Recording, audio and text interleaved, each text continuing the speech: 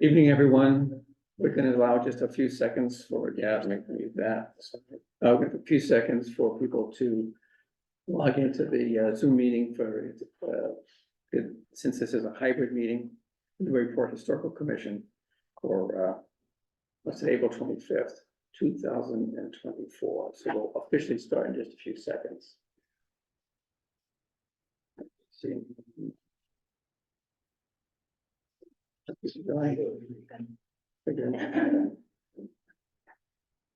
Okay, so then I'll officially call the meeting to order. The Newburyport Historical Commission for the 25th of April, 2024. Please be aware the meeting is being recorded, like all the meetings on Zoom. So we'll start, as we usually do, with a roll call.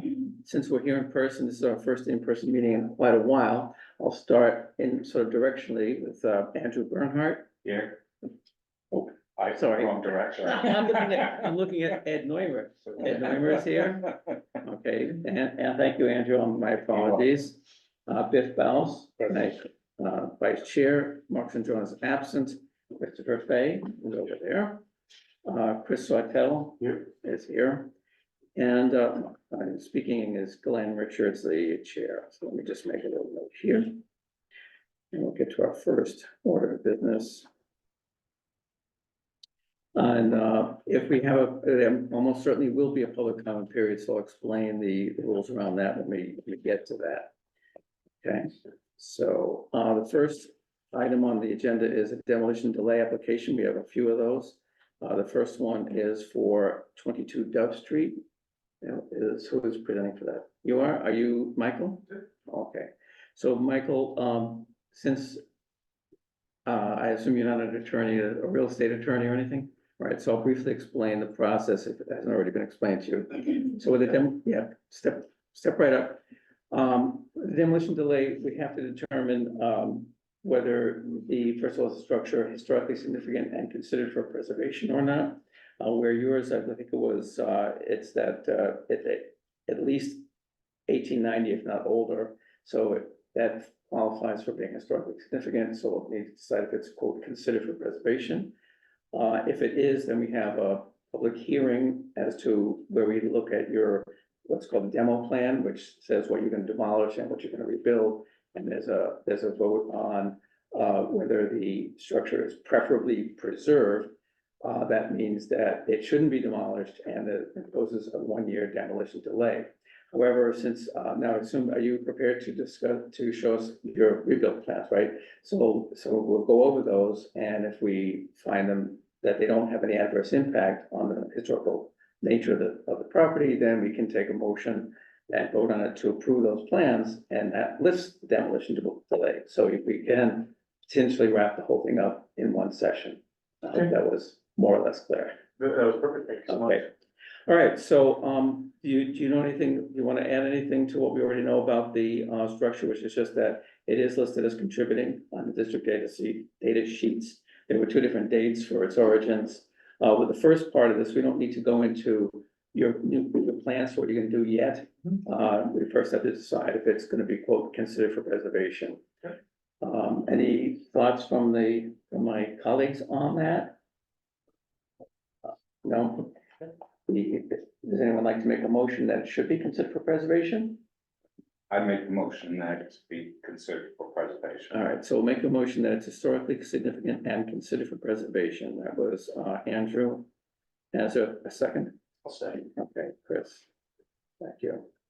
Okay, so I'll start over here with Ed again, correctly identifying you this time.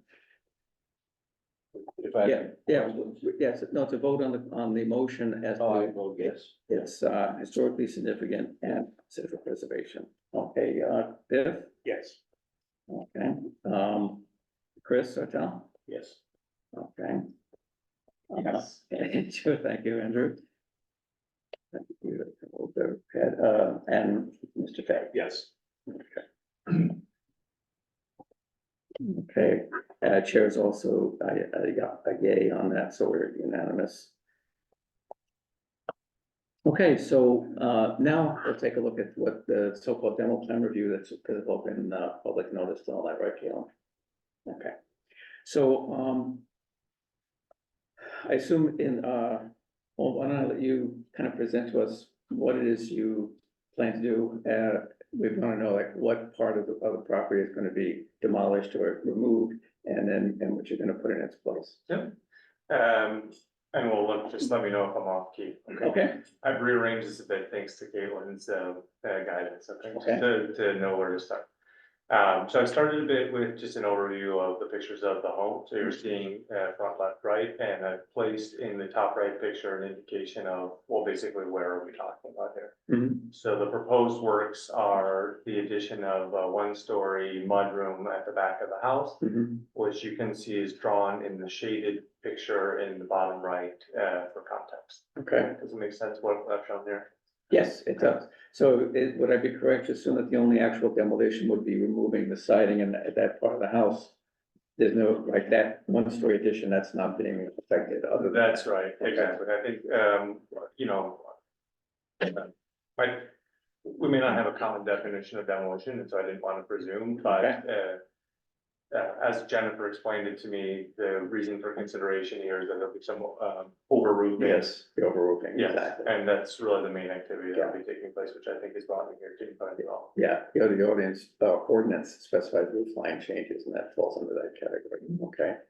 All right, what else we got? Okay, so just to briefly summarize, I actually don't know the original date of the construction of our home, so I'm just going on the records of 1875. Mhm. As I said, our proposal is an 8x12 mudroom at the back. It's a frame over as we were discussing, but none of the other elements of the existing home are anticipated to be materially modified.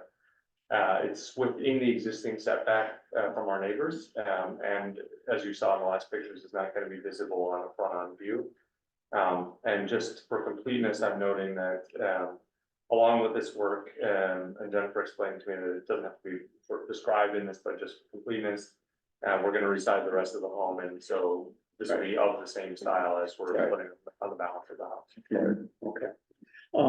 And one of the drawings, it was a little ambiguous, but I think, correct me if I'm wrong on this, the new mudroom you want to build, after looking down the side of that house, it's set in slightly, is that correct? That's correct. I thought that might be preference because it's, yeah, seems like having some dimensionality is always nice. Yeah, okay.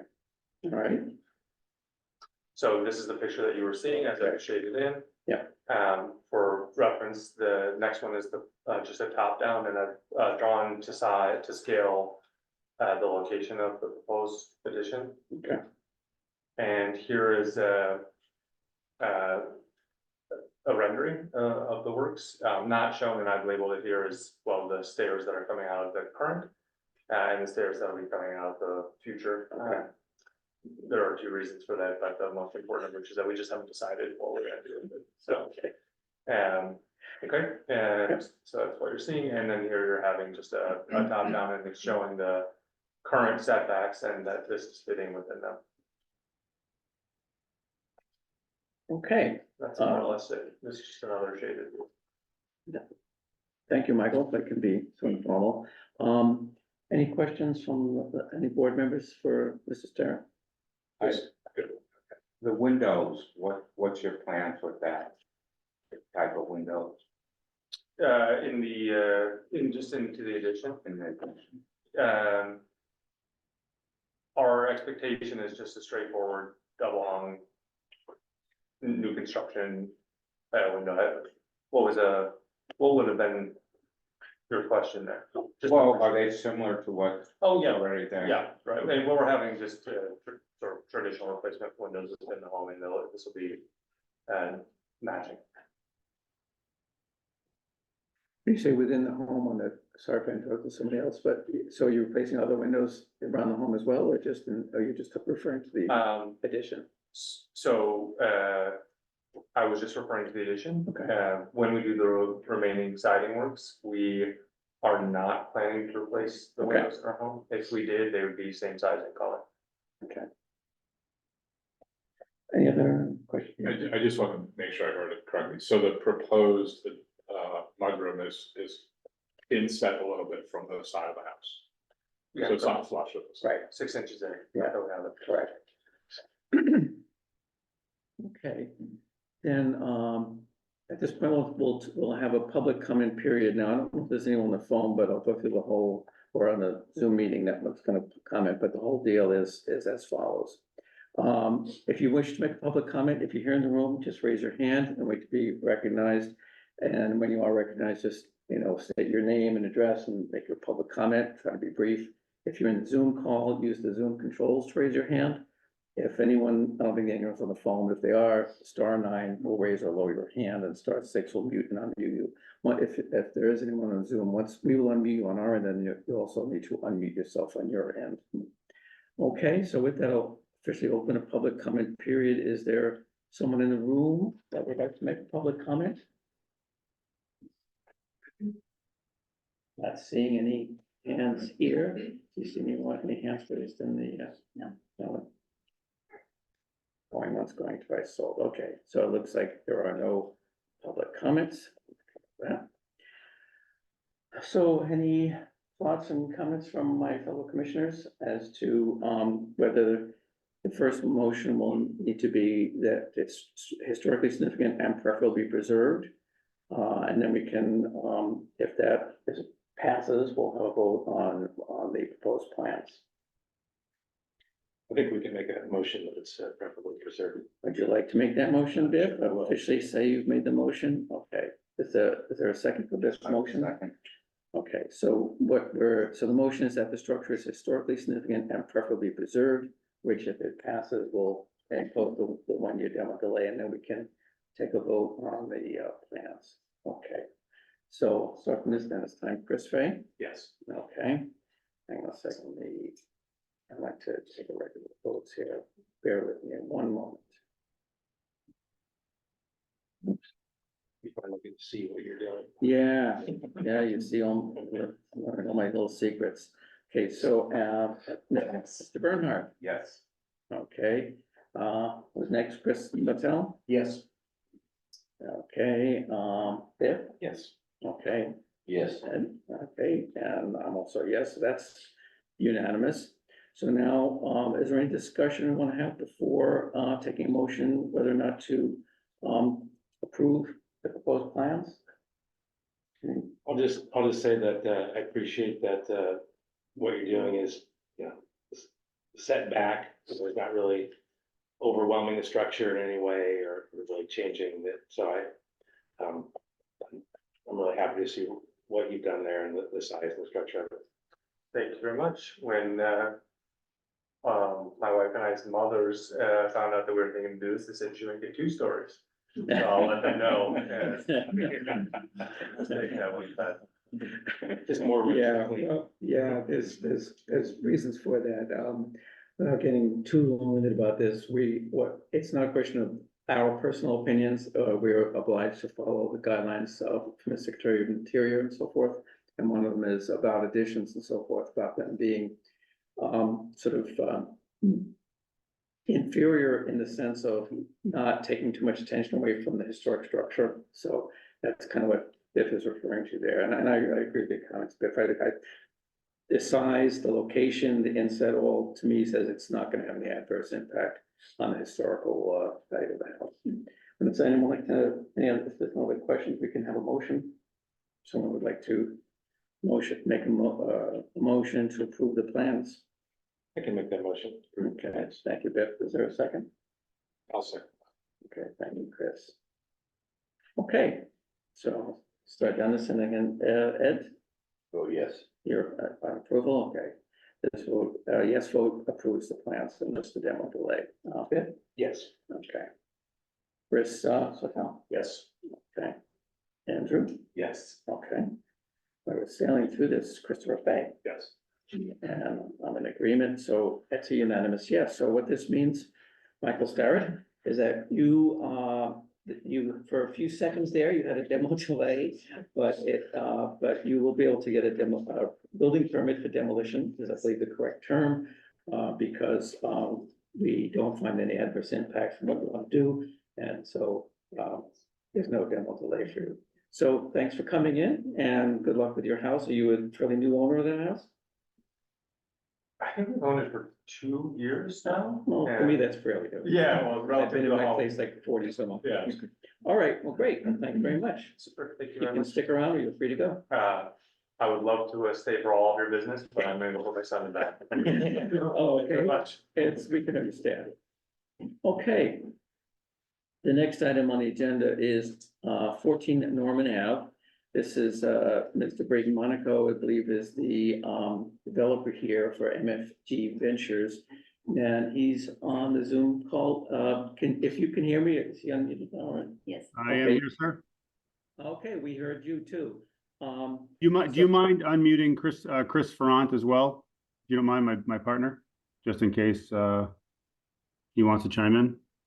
He should be there as well. Okay. Thank you. He's unmuted on our end. He may be muted on his end. Thank you, sir. Okay, so this is the demo plan review part. I assume this is what you want to do, like, when you were here, a couple weeks ago, you had the demolition, or was it the meeting before that? Yeah, it was a couple months ago almost, yeah. Okay, it was March 14th, actually, now I see what it is.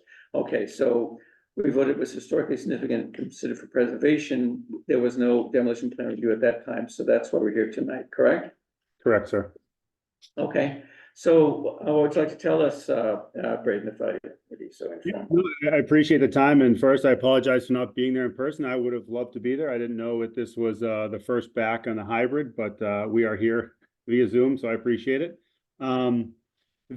Obviously after the meetings we've had, as well as the walkthroughs and discussions we've had, we tried to take, truthfully, we did a full redesign of what we had originally planned for the property based on the feedback from the board, based on what you wanted to see in regards to preserving streetscape, trying to maintain heights within the median roof lines of the neighborhood. We heard you in the importance of trying to maintain once again that streetscape of Norman Ave, what's left there in regards to these salt box or shoebox houses. So when we went back to the drawing board to design a new plan for this property, while keeping in mind obviously the intentions of the purchase, intentions of building a home for a family, we think we did a good job here, kind of complying with what the requests were. In the last meeting, I did ask some questions just to kind of get some general feedback from you all.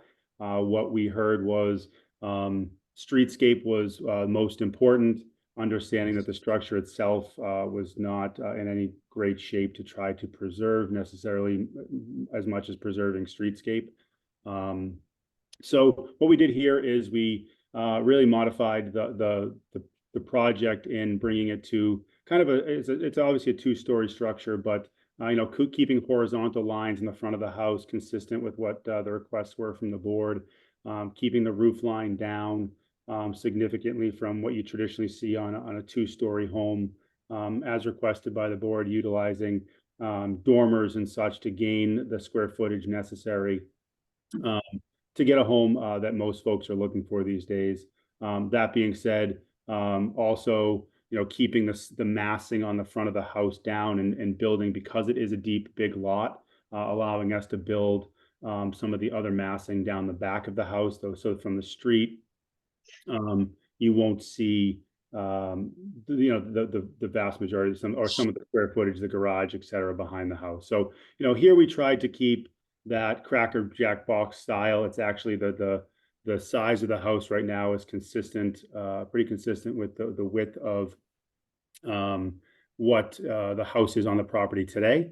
So again, not creating a much more scaled frontage, trying to keep that in context with the rest of the houses that are remaining of the size that were there originally in regards to the size and massing in the front of the house. So hopefully we kind of hit what you guys were all looking for in regards to trying to keep the roof line down, keeping horizontal lines to stay within the streetscape of the street, but also giving it some modern touches and some amenities that obviously a family moving to Newburyport would look to have.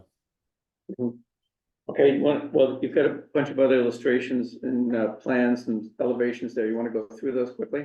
Yeah, it can't hurt, sure. And one quick thing,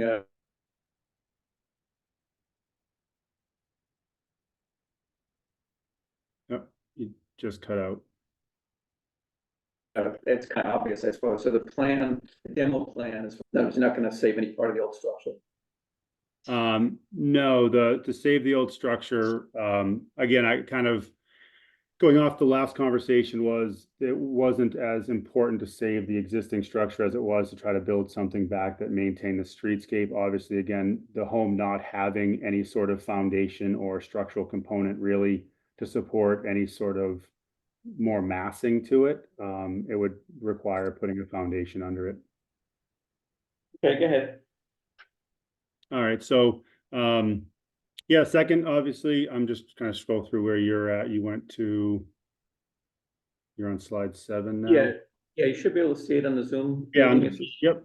I'm just scrolling through mine because I was up the top one. So you're just looking at that's just the overview from on Norman Ave of the main structure will be up front and then the garage will be off the back. Mhm. Am I correct that the setback is approximately the same as the current structure? From the Correct. Yeah, correct. We our goal obviously is to keep the front edge of the porch within the current setbacks required by zoning as well. So it's give or take a foot, give or take of where it is today, but it will be, if it's anything, it'll be behind that. But pretty much right on where it is today. Yep, so this is just the kind of the front view of the house. If you're looking straight on from a rendering perspective, you'll see, just, a nice clean, again, square, kind of cracker box style there. And you're looking at the rear elevation from the back side of the garage over to the back side of the front portion of the house. These are your side elevations. Again, in the interest of trying to keep the roof lines low, it's certainly made these, the footprint of the home have to be a little bit bigger to gain kind of the 4 bedrooms and bathrooms, that we're looking to capture here. So you're looking down the left elevation and the right elevation of the home. Again, so the roof lines are, the garage roof line is in line with the front elevation, so you're not going to see any massing over from the back over the front or anything of that nature.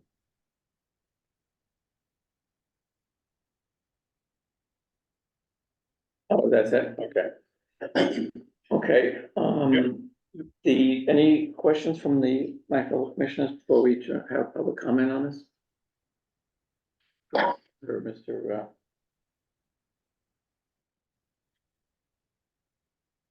Okay. More questions? Okay. Then we'll have another, hang on a second, I need to adjust my minutes here. So we'll open another public comment period to allow members of the public to comment on this.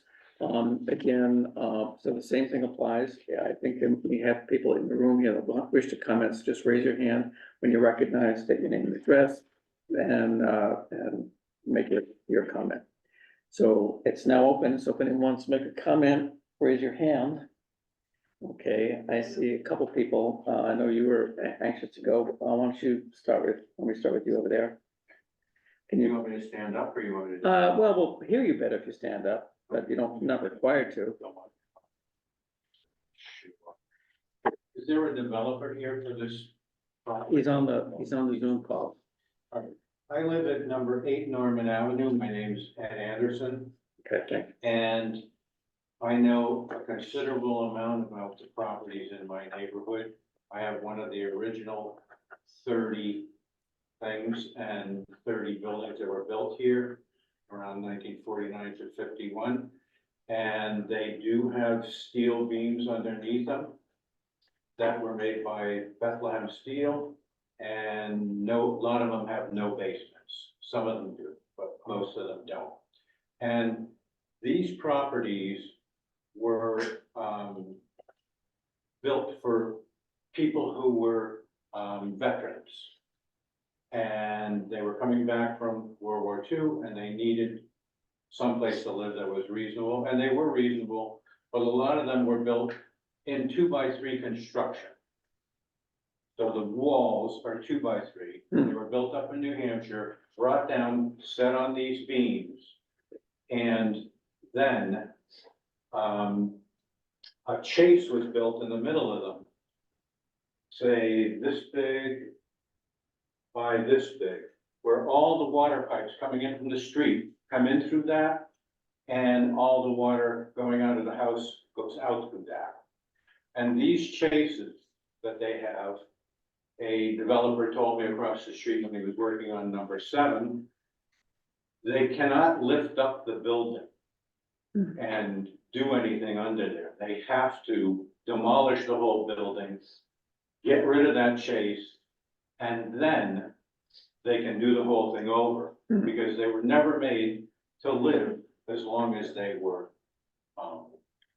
have built, have been, and there are a lot of quirks to these, buildings, not just the 2x3 construction. There are, many of them have had very, big problems. Well, some of them have had very big problems with mold, because the underneath part is all plywood. And the plywood that was originally used for the original wool, roofs has delaminated. We've had that problem at our house. And another thing that happens is almost all the windows that are in them are gone. The original windows, except for 2 properties, might be available. So there's nothing historical left of these things. They were built only to last a certain amount of time, and that time is up. So, the other thing I wanted to say was, my property has a fence in the back.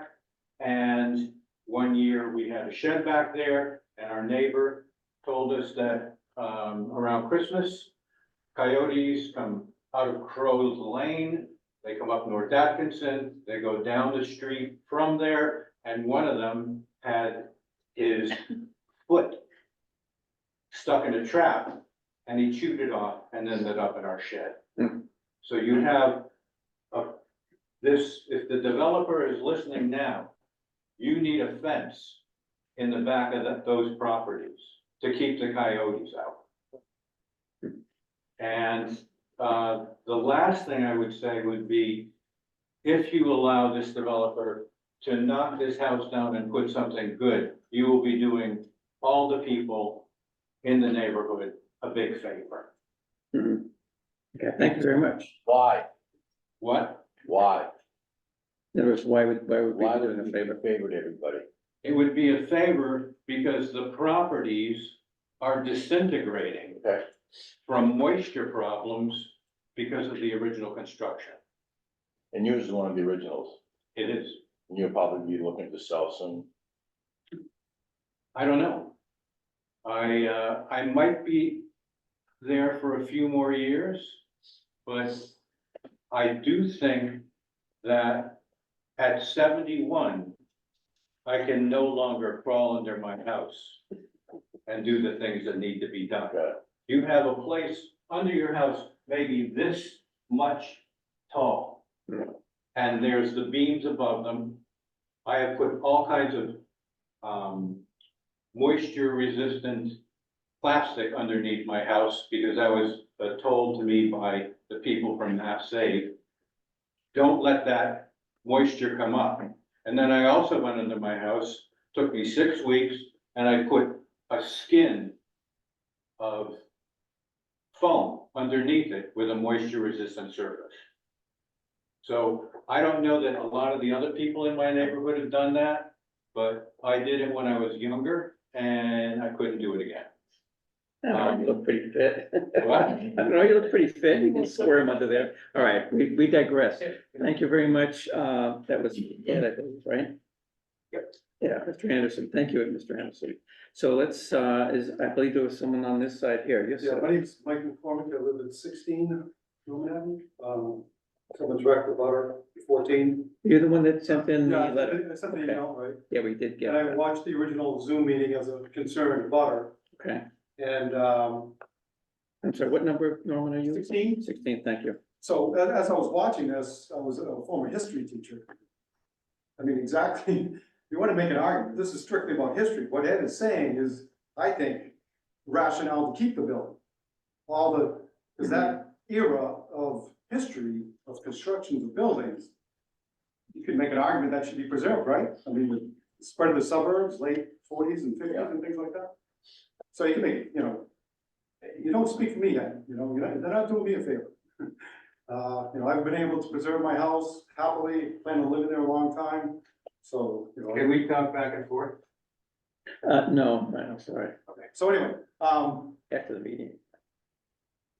you know, having said that, I understand the structural problems perhaps in 14, and I understand the need to tear it down. I was just concerned that, he was talking about, the developers talking about keeping with the neighborhood, and this new design is much better than what I saw in number 7. Yeah. Which I didn't think was Mhm. much keeping in the neighborhood, 3,200 square foot. Where most of the homes are more towards 1,200. Yeah, it was like one of the big ones, they put a second floor in 1995 and made it 1,800 square feet. But this is definitely a nice design. Okay. But, I mean, again, going Yeah. strictly on a historical Yeah. perspective, I think you could make a Mhm. argument to preserve these, you know, relatively cookie cutter type of, I mean, it was referred to as a shoebox house. Cracker box, yeah. Shoebox. I mean, you can make an argument, that was a historical era, that was Yeah. their one. Yes. It wasn't great for architecture, but again, one of the commissioners said that because it has no architectural, Right. features, That makes the architect. distinguishing features, that makes it Right, that architecturally is, significant. that is, all right, well, thank you, Mr. McCormick. Anybody else? Am I done? Yeah, I think so. What? Okay. Anyone else on this side? Okay, so we'll formally close the public comment period. How about my fellow commissioners, thoughts regarding, I mean, I have some myself, but I'm gonna turn to you guys first, Andrew. My concern originally was the streetscape, and I feel that the adjustments were made to improve the streetscape. So I'm leaning towards favoring it. Mm-hmm.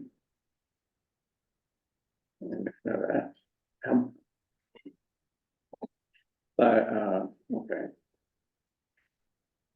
Anyone? Yeah, okay, Chris? Yeah, I'm with Andrew on this one. I think there was a great bit of consideration concerning the frontage and the massing of this.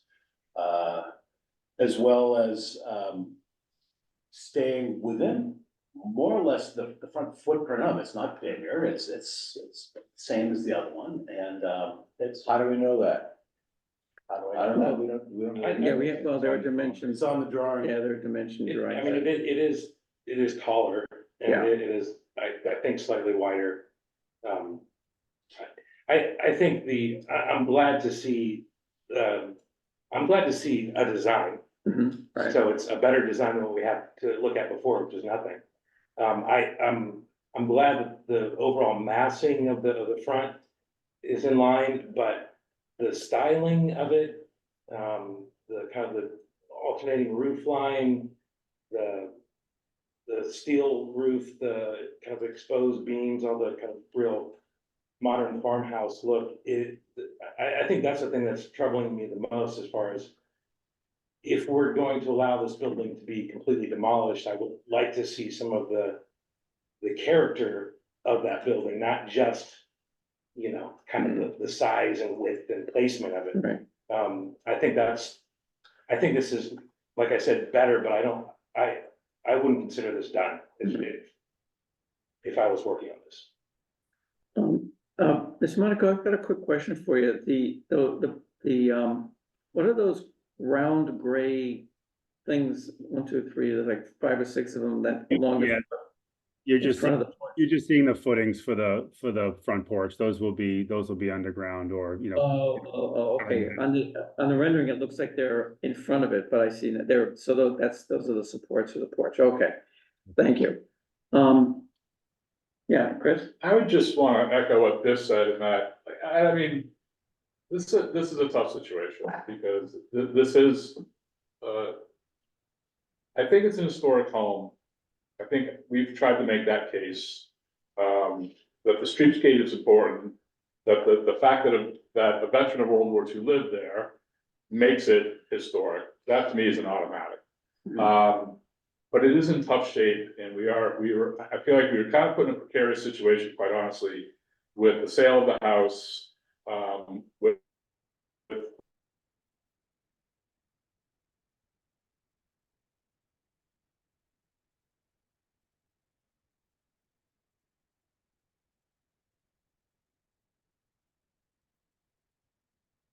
going to the hand was like a mock 50s style. Like, as I was thinking about this, with all that land back there, could you use all that land or a lot of that land? To sort of extend the house back a little bit beyond even what is here, but I'm not an architect, I'm not a developer. Just a retired history teacher. Okay. So, I felt like that you could almost bring in some mid-century yeah, styles to the Yeah, back, yeah. you know, like a yeah. inner courtyard or something to that nature. A picture window, I mean, I'd rather see a picture window in the front than three, what looks like sort of tall windows, sort of farmhouse, Yeah. as you said, a mock farmhouse. It's not a farmhouse, right? Right. We're not building a farm, right? So it's a mock. You can have a mock Tudor, you can have a mock 50s Cape-ish, whatever, carport, I don't know. Not to trick people into thinking that it was built for a returning veteran, but at least, I don't call it an ode to. Again, nod to it. A nod to the fact Yeah. that, you know, as I said in that meeting, like, these guys went overseas and fought, they didn't want to. They didn't want to, they had to. And they were rewarded when they came home, and this was part of the reward. And, you know, I wasn't there when they were built. I would respectfully disagree that they were necessarily built to be torn down in 2020, whatever, but I guess that's where we're at, you know.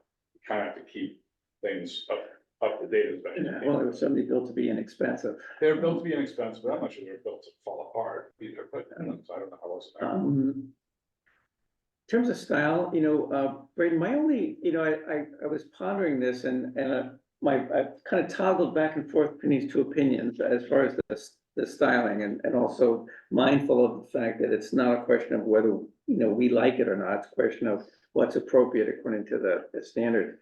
And, yeah, it definitely has a different quote unquote style than the other houses, but I drove by there again today and just to see how many houses were, you know, had a second story or not.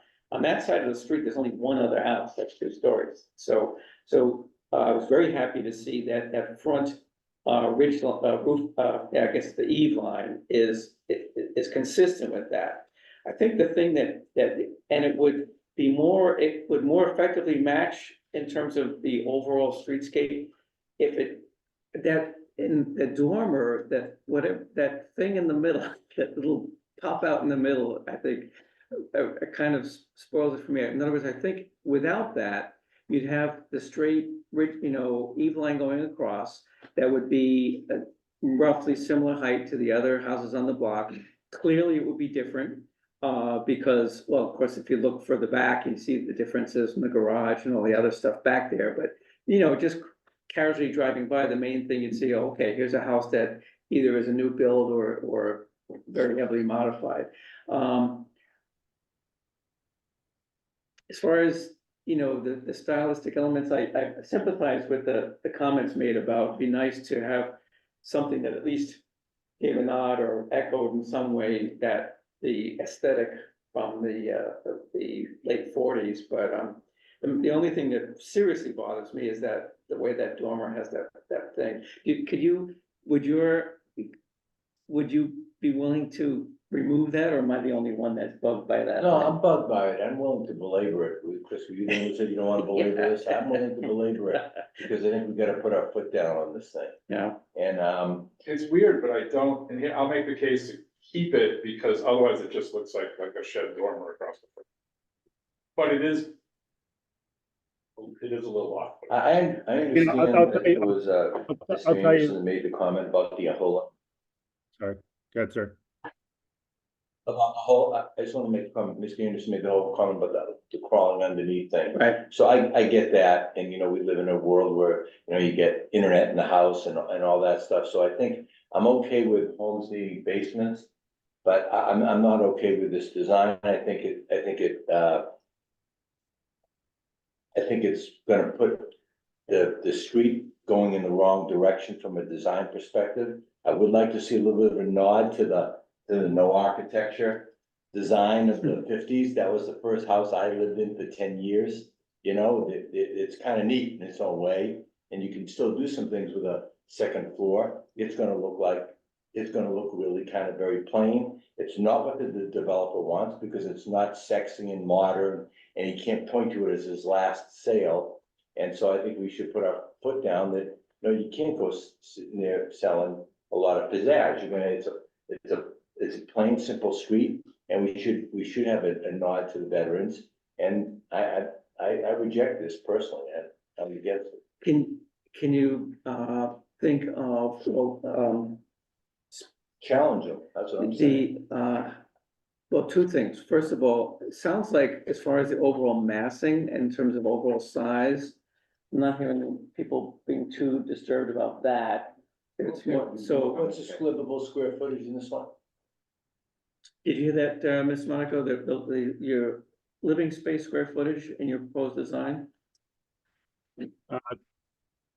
Total living space will be, without the basement, 30 some odd 100 square feet, 3,300, depending on what ends up happening with our, site of the garage and the sizing, the massing of the garage. Does that include above the garage? Yes, Okay. Yeah, that's living space up there, right? that's right. Yeah, I mean, I'll touch upon kind of the design of the house. I mean, I guess I'm not really in a position to sit here and challenge your opinions and your thoughts on design, because I don't think that's going to get me anywhere. And we came back with this, really trying to be mindful of the conversation was keeping the roof line down, keeping in the streetscape of like horizontal lines. I'm looking at the designs from the late 40s and the simple look. While I appreciate that some of the folks have lived in those homes, I'm trying to be mindful of the fact that, yes, as a developer, I am, yes, making a living doing this, trying to do it within the constraints of the city that has on us, as well as, kind of what the Historical Commission is looking at for, requests. And saying like the goal is to build houses that people want to live in. And I'm not saying that you might not get that rare person that is looking for a home that their veteran grandfather, the style, right? But I do struggle a little bit with the idea of saying, let's go back to the simple flat front look of the home, because even any of the homes that were built on Norman Ave, even if you look at 16, adding the second floor, it changes the whole look. It's a simple colonial looking home, but it's not what the homes were originally. Again, I'm not opposed to making some minor adjustments if needed, but I guess I'm just trying to wrap my head around building homes to fulfill the requests and requirements of folks on the board and what they like to see, versus trying to stick within the streetscape as requested and not necessarily thinking about what someone that's trying to move to Newburyport and make Newburyport their home is looking for, right? So yeah, there is a mind, if you want to call it sexy and sleek or my next last sale, like that's not how we look at this. We put a lot of pride into each and every home we design. And we put a lot of time into this. This was not the design that we were planning to come forth with. And we redesigned the entire home and look based on what this board recommended. Now, I understand there's more thoughts and opinions, and we can work through that. But, thinking through the dormer on the front, the gentleman that said, the reason why we did the little bump out was because it is a little bit more of a modern look on what otherwise would have been just a very boring shed dormer that someone would have otherwise just thrown on a house just to gain the extra space. And again, keep in mind where these homes are expensive to purchase and very expensive to build. So they're, you're trying to draw an audience that's willing to spend money on a home. Yeah, I mean, Ms. Manger, you seemed to cut out there for a minute, right after you said, the gentleman who mentioned the dormer, then there was a silence, Yep. were you just being?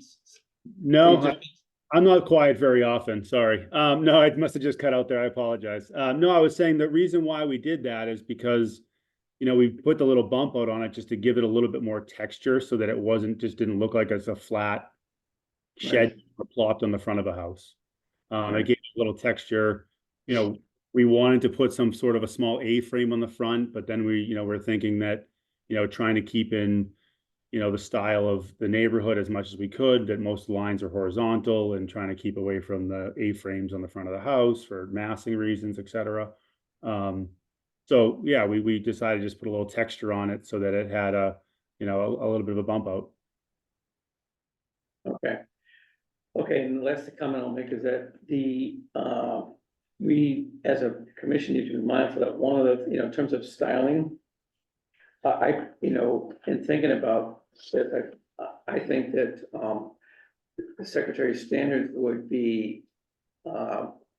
would expect a new build not to be strictly imitative, to try to make it look like it was built in 1947 or whatever. So I agree with some of the comments that were made, that we're concerned about the street stick. Don't want something that's gonna stick out like a sore thumb and ruin the whole look at that, line of that street and the roof lines and the beam lines and all that.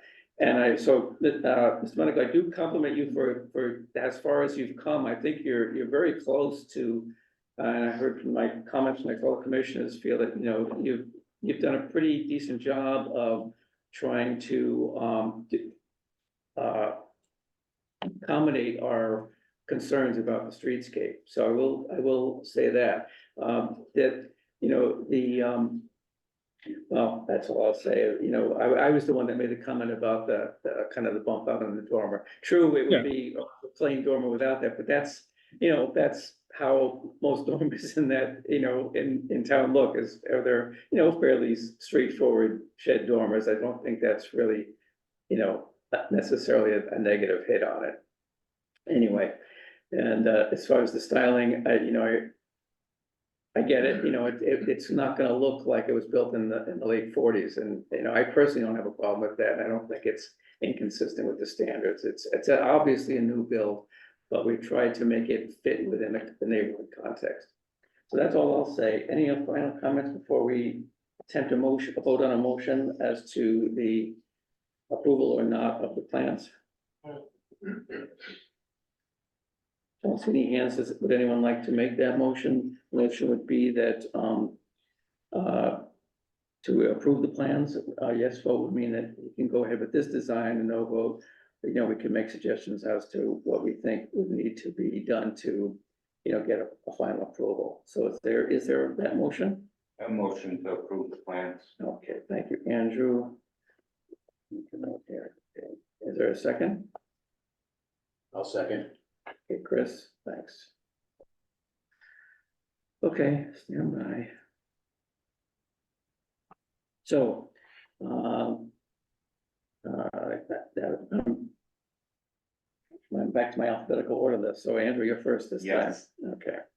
Biff, No, okay. Hang on a second. All right, Chris Fay, I'm gonna reluctantly vote yes, okay. for the record. Chris Sautel, Yes. okay. Ed. No. Okay. Ed, oops, sorry. No. That's everyone except me, right?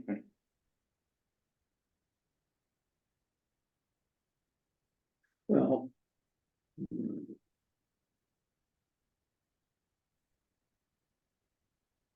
I think that dormer bothers me enough to vote no to this, but, for my own, just speaking for myself, if that one change would change me from a no to a yes, and we have, let's see, 1, 2, three yeses already, so four yeses would, put you over the hump, Mr. Monaco. So do you want to, come back with a relatively minor tweak? And we'll take another look at it. Yeah, if you're just, if we're at the point where I just gotta pull in that front piece, I can come back and do it. Is there a way to send those plans back to have it done off prior to the next meeting? Would have to be That's it'd fine. have to be a regular meeting, and before we leave it all together, anyone else have any suggestions? Wow, I think if he pulled it back, I would. oh, really? Be in a Oh, no. situation. No, I don't mind it. Let's see, Or we could do let's it. see what comes back. Or maybe a Nantucket dormer. Box, paper, Something. scissors? That would actually look better. Right, and then, are you familiar with the Nantucket dormer? Like, It's been suggested that might be a possibility too. like dog sheds versus like dog, Nantucket dormer has sort of the two ends, the left and right ends are more prominent, and the middle is slightly, recessed or smaller, so it gives it, that makes it look less massive. makes it look uh, smaller, not bigger. Yeah, but it's a similar size. Maybe a couple, because I Yeah, agree that with could them work. that it does add Yeah. texture and character. Yeah, So. if okay. we could So, just yeah, try to so stay- So maybe the Nantucket solution would be a better solution. Any other comments or feedback for, as long as Mr. Monaco is gonna take another look at it? Anything that would be helpful for him to consider? Yeah, I'd like to see less of the farmhouse vibe, but, I get trying to be modern. Yep.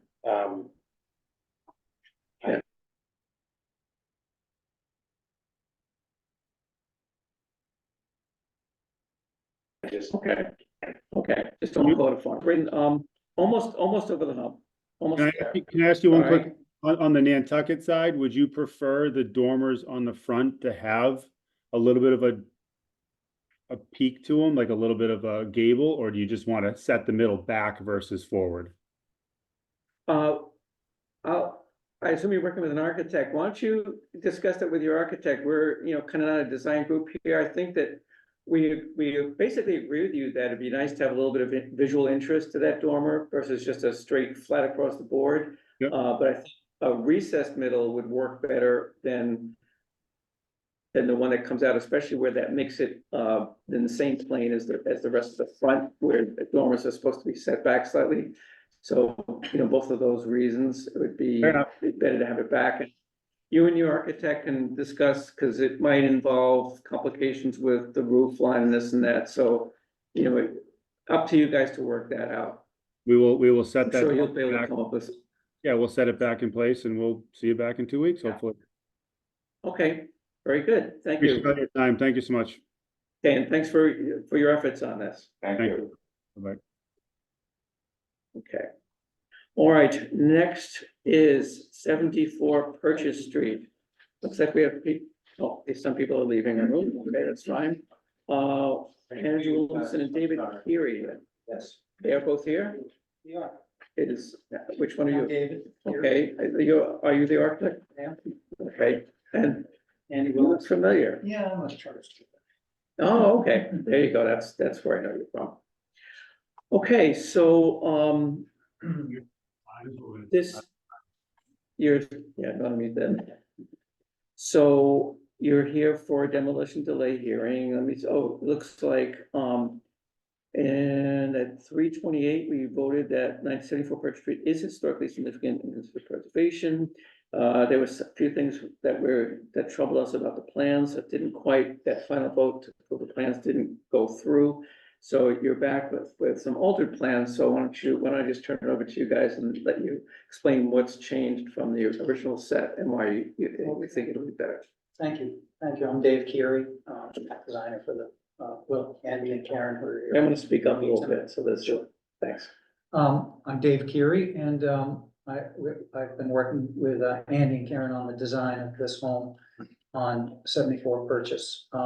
Andy and Karen live at 78 next door, 78 and 76, 78. 76, 78 next door we're very friendly with the folks who lived here for years. And I'll let Andy talk a little more to that later. But in any case, when it came up for sale, they felt this was a nice love the home, love the street, lived there for a long time, have a lot of respect for that neighborhood and history there.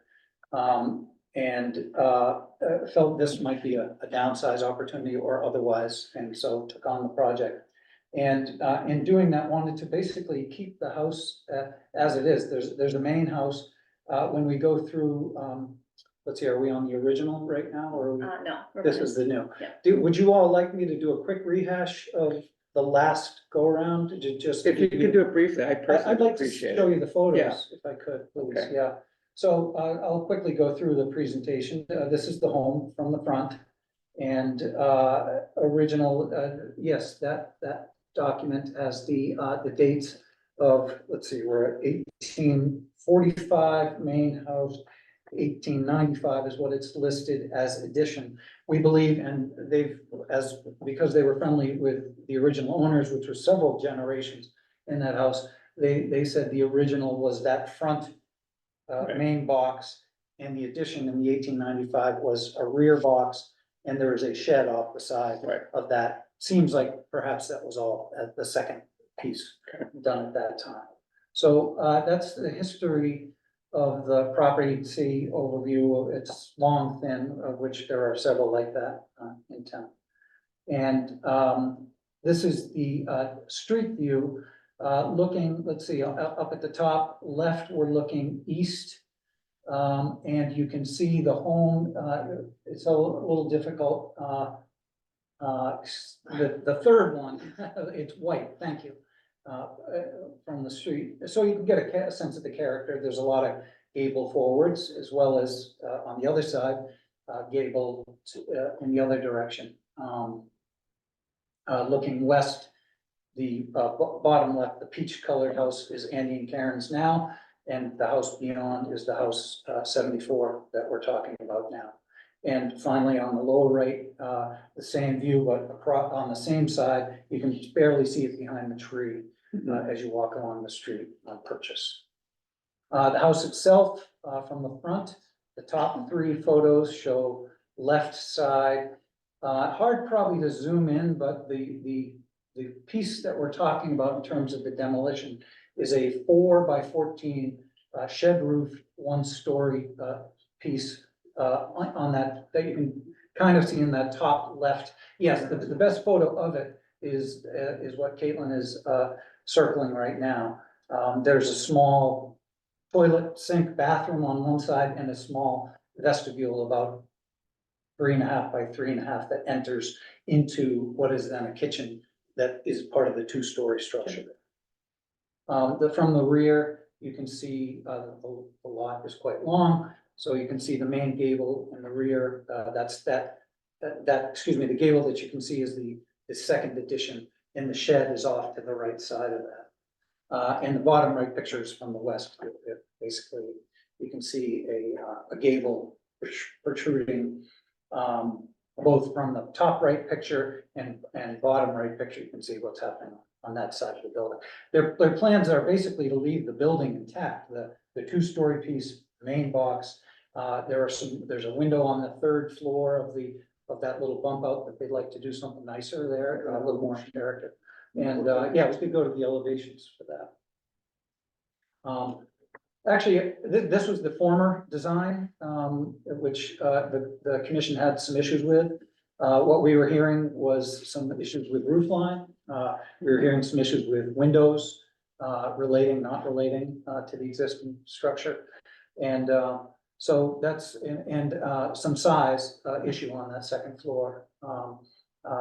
There was, someone spoke about symmetry, and in that symmetry comment, there was also the fact that we didn't have 3D for people to see, and that would have helped a lot in our last presentation. So we're back here with the new and improved version, we hope, and like to go through that maybe if we could. Okay, yep. Is it fit? So now we have, what we've done is we've scaled back, probably the best view, well, we'll keep going. From the rear, as you can see, there's the 4-foot by 14-foot shed piece that we are proposing to take off. And in addition, in its place, we have a breakfast room and mudrooms that we're adding. On the second floor, the addition formerly came out to the same degree as the one-story piece. We brought that back 3.5 feet. It went out 7.5 feet. We brought that back 3.5 feet now. And what you can see is a shed roof, which then ties in to the side, and hip roofs coming around. And we've kind of redone the architecture with windows that are more in keeping with the existing home, as opposed to the former design, which had windows that were kind of up high around that second story piece. Maybe you could give me the next slide, please. And from the front, once again, we have the bottom left picture is the new porch, side porch. We have a door that was different, actually, in that last one. I think that threw a few folks off.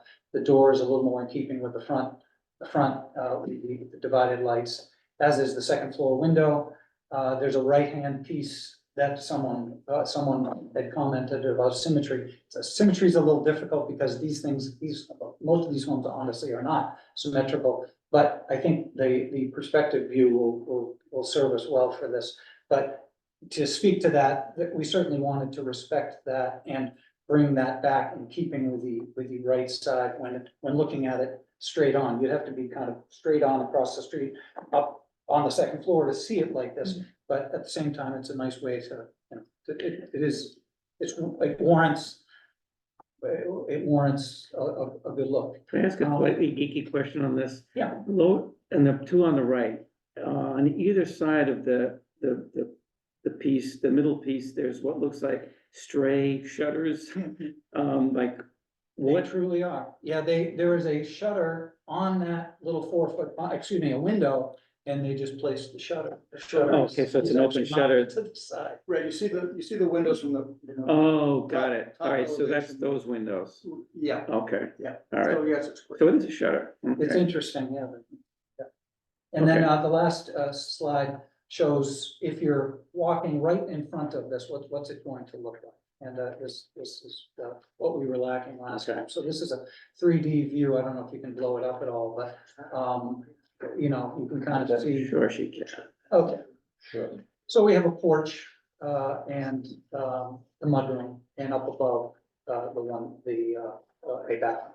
Yeah, so thanks. Oh, we've got our handouts here. Is it one of these? We weren't sure with the first hybrid meeting that all the tech, you're doing a great job, okay, but all the tech would be smooth, so we brought just a little. Okay, well, I'll hand these down. I don't know that there are, All right, I know well, for every. well, we can see it. It's pretty plain. So, yeah, thank you for doing that. The rendering is always very helpful. Were you done, Mr. Kelly? Yes, so my bullet points were, that the changes were, based kind of on comments last time. So we have less second floor, we reduced it, quite a bit, 3.5 feet back, pulled it back more in keeping with the other side. The windows are now, we feel, more in keeping and in scale with the existing house, as is the trim. And the overall look of the addition is more, as we think, in keeping perhaps with the original house. Okay. And I guess our final comment is, in terms of the demolition we're asking, it is kind of noteworthy that Andy and Karen are really paying attention and keeping the main house as it is. That what they're proposing to remove is a 55 square foot, that's 4 by 14, 56, I think, one-story shed, which is about 2.8% of 1995 is the square foot of the first and second floor living space. So they're proposing, I think, a fairly small, to remove a fairly small piece in order to make the house more livable. It doesn't really have a mudroom, and the kitchen's somewhat small, no place to eat in the kitchen. So that's what they're looking to do. There are letters of support, 3 of them from neighbors. I don't know if you'd care to have me read those publicly here. I'd be happy to do that. Or if you all would like to review them, they're quite nice. We'll see if it comes to that. Okay. Probably don't need to. Okay, and then Andy, of course, can comment, just as a moment. Yeah, I don't, Dave did a nice job going over the details, the nuts and bolts. I would just say, we've been next door for 25 years. We knew the Goves who lived here. The house has been in the same family for since 1850. They told us it was built in 1830 and that their family bought it in 1850. Anyway, we've been in there peeling wallpaper and finding their old initials behind there. We're not gonna gut the house. We're gonna try to, maintain as much of it as possible. There are also some improvements. The rendering, for instance, shows it without its nice chain link fence. I don't know if you saw that in the photograph. So there'll be some things that we think will also improve the streetscape that are not architectural necessarily, and we'll pay attention to details like, it's got a granite top course of foundation, we'll line any new foundation would be veneered with granite. So we want to try to keep it keep the integrity of the neighborhood in place. This is our home, we want this to continue to be our home, and we care about the neighborhood. Thank you, Andrew. The quick question, I'm trying to remember from last time, I know that the main old structure in front isn't being changed or altered. Is there anything like siding, painting, windows, anything like that going on there, or nothing except for the entryway? On the existing house? Yeah, We'll do, we have, sort of replica, Marvin replacement windows. okay, But no, I mean, they'll be the same. These are black exterior, white interior windows. We're doing the exact same thing. So 2/2. So that's just upgrade for. and they have the place windows have the three-dimensional buttons and all that. They do. Yeah. Okay, any questions from my colleagues? Yeah, is the siding, remaining wood or are you using a composite or? So that's a good question. The rendering sort of implies that it's just clap going around. What we plan to use is, there's a product by Modern Mill called Acre siding. I don't know if you've seen it. This would be a flat siding with a nickel gap. So the siding will be similar, in that it'll be horizontal with a similar profile, but by being smooth, that would distinguish the new construction from existing. Oh, you're talking about the addition, you'll do The that? addition, Okay. just the addition. would Yeah, have to are be you separate. doing any residing? No residing on the rest of the house, Okay, except yeah. for where we replace some windows. You see there's an attic window that we're. proposing. Yeah. That attic window comes right to floor level, Yeah. so there'd be a little bit of siding repair, but. Right, okay. Other questions? Okay, we'll have a public comment period. I have a feeling it's gonna be brief. Is there any member, I'll open a public comment period. Is there anyone wishing to comment? You. Okay, not seeing any hands. Anyone in the Zoom meeting will raise a hand? No, okay. So we'll close the public comment period. Isn't this fine? Okay. Any deliberation or discussion among my colleagues here as to what they think of the revised plan? Do they think it, either is positive, negative, neutral? I'm really pleased with the changes they brought forward. I think the sizing of it and it's kind of the appropriateness of the styling is a really big improvement from the last design we saw. So I saw you nodding, Andrew, Yes. so it sounds like you agree. Yeah. I personally, particularly like the removal of that gable side there, because to me, it just seemed jarring. I mean, it's clear that obviously there's some new alterations in the rear. It's not gonna be highly visible, and I think that you've done a much better job in this version of kind of, making it seem to just fit more naturally into the existing architecture and all that, and the other one was a bit of a distraction, which, you don't want from a historic perspective, but this one, I think doesn't have that same kind of, impact on the historic structure, which is good. Any other comments? If not, we can have a motion on whether the current plans should be approved. I'd just say that, adding these perspective views is really helpful. Yes. Even being familiar with looking at architectural renderings, it's hard to separate it when you're looking at a straight front elevation. That side door on the front elevation looks like it's like right.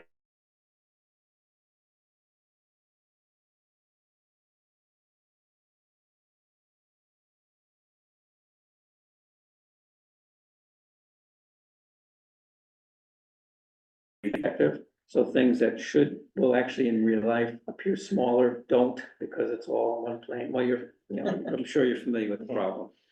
Okay, is there a motion to approve these plans? I'll make that motion. Okay, that was Biv. Okay, any, just seconds? Second. Okay, thank you, Andrew. Okay, so what's your vote on this, Andrew? Yes. You're a yes, okay, Biv? Yes. Okay. And Mr. Fay? Yes. Mr. Sawtell? Yes.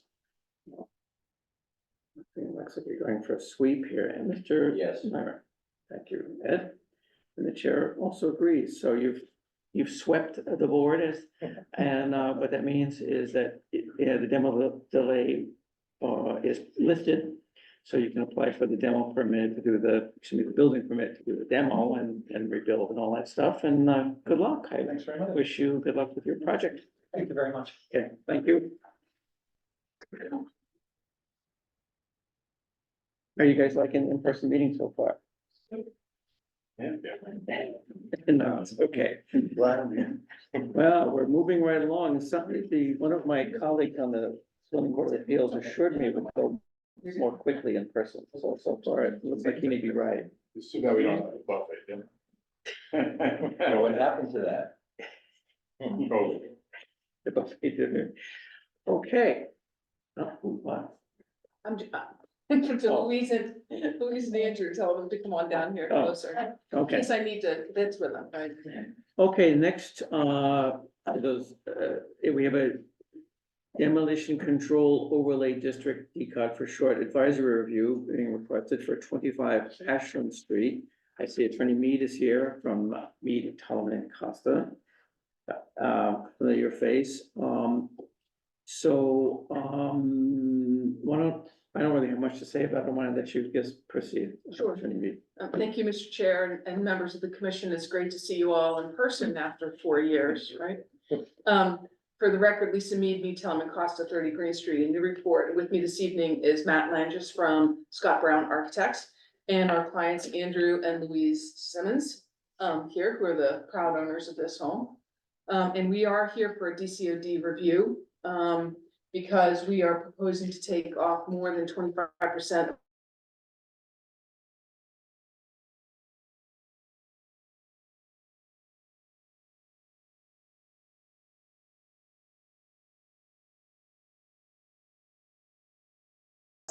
on this home and replace them with a more solid, appropriate architectural addition on the rear of the home. We're here, as the commission knows, to issue a report relative to the significance of the structure and the relative importance of the structure in the context of the block and where it is located. So we'll show you some photos of that in a little bit. The property is on Ashland Street and is located in the R2 zoning district. It's a single family home on the property and there's also an accessory structure, but that's not part of this review. Our request involves removing 40.57% of the exterior walls. And you'll see when we go through the plans that sounds like a big number, and believe me, you know, I do this a lot and that's a big number. But the main house is up front and sits on the street, and then there are these two long additions in the back. The latest addition was built in the 90s. And then what I'm gonna refer to as the first addition was certainly built around 1900, but has significant problems, and so we'll talk about that. So if you go to the next slide, please. So this is a Greek revival structure. The historic home was built around 1765, according to some sources. The district data sheets say 1765 to 1850. The Form B says 1830. But we know it's pretty close to being 1765 and was originally built on Atkinson Common. And was moved to this location, which if you look, which was really quite amazing, because if you look at it, Ashland Street is not next to Atkinson Common, right? You might think it might have been over on Plummer maybe, or Upton, but Ashland Street is a couple of streets down, and this is about halfway down Ashland Street, so it wasn't an easy move, but the house was moved from Atkinson Common. So if you go to the next slide, please. So just to give you some context, and as I said, the main structure of the house, which is the 1765 part, is the part of the house that faces the street. And then the two additions come off the back, and you can kind of see the two roof lines. There's a two-story addition right in the middle of the house that I'll refer to as the first addition. Mhm. And then the most recent addition is a one-story addition off of that in the back. The next slide is a 1884 map of Ward 6 in the city of Newburyport. And you can see the original structure sitting right there, where it says Mrs. William Currier. In the middle there, it does not have any additions at that time. And then the next slide, please. We have the my maps, the Sanborn maps, and you can see at this time in 1924, there is an addition on the rear of the structure. And the next slide, please. Sanborn maps online or just on paper? Pardon me? Sanborn maps. they- Yeah, we happen to have, Louise got that for us, so we just used it because it was already marked up. So yeah, the Sanborn maps are online. So we actually had two different assessors maps too, you know, so there's the 1924 assessors map is actually this one that looks like a blueprint.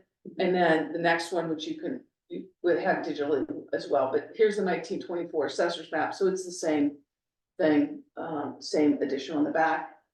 Next slide, please. And here's the 1924 map, assessors map that you're used to seeing. But again, it's obviously the same thing. So the historic aspect of the home, which we are required to provide to you, so the city has a record of it, is as follows. We believe the house was built in 1765 on what was now Atkinson Common. It was the home of Eunice Atkinson Currier. I'm gonna call her Mrs. Currier because her granddaughter was Eunice Currier, so I don't want to keep referring to Eunice, so you know, so that's Mrs. Currier, and she would previously was previously the home of her granddaughter Eunice Atkinson. Grandmother, Eunice Atkinson. We're informed that in 1856, Moses Currier had owned 27 Ashland Street, and George Currier owned 21 Ashland Street, and they purchased the land in between their houses, which is presumably this property at 25 Ashland. In 1858, Mrs. Currier was living with her husband, Moses Currier, in his house at 259 Merrimack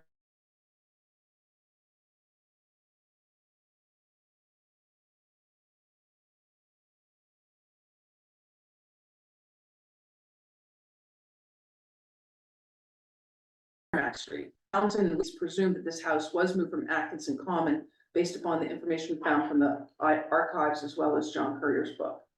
In 1860, Mrs. Currier was living at 25 Ashland Street, presumably in the house moved there from Atkinson Common. And then in 1873, she willed, in her will, she gave the land at Atkinson Common. She also bequeathed this property then to her stepdaughter and namesake Eunice Atkinson Currier by her will. The Form B says she left the house to Moses Currier.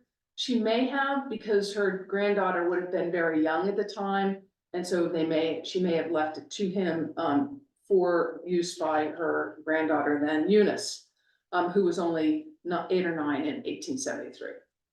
In 1882 or around 1883, Eunice, then around 18, married Samuel Williams, and they lived at 27 Ashland Street. And Moses Currier was charged with the management then of the historic home. We're informed by the city directory that Eunice, the granddaughter, and her family likely began living in the property around 1900, and the property was rented out prior to that. That indicates potentially that the first addition was added around 1900 when she moved into the property. So we think, based upon what we can find, we know it was after 1886, which was the ward map, and before 1924, and so the indication would be around 1900. So, next slide, please. And you can. Did you cover the 98 edition yet? No, I haven't covered 98 yet. Oh, So- that previous slide. Pardon me? It was on that previous slide. Okay, so then the applicant built the addition in the most recent addition in 1998. Okay, that's Right. what we're saying, I Yeah, guess. sorry. Yeah. Okay. Didn't know. Next slide, please. So when Scott Brown was retained by the owners, he started to look at what could be done in the rear of the house. They were having trouble with the middle section from a whole host of operational point of views. It has no insulation in the bottom. We're going to talk to you a little bit about that. One of the things that they had was when they put the 1998 edition on, it was very clear that the foundation of the first edition was in really poor shape. And we're going to show you some photographs of that. So we retained Joe Fix to take a look at the condition of that addition. And you have to keep in mind when we show you the photographs that it's a two-story addition. It's built on the ground with a very poor foundation. So that leads to some of Mr. Fix's conclusions. No cellar, Pardon me? no cellar. No cellar. Crawl space.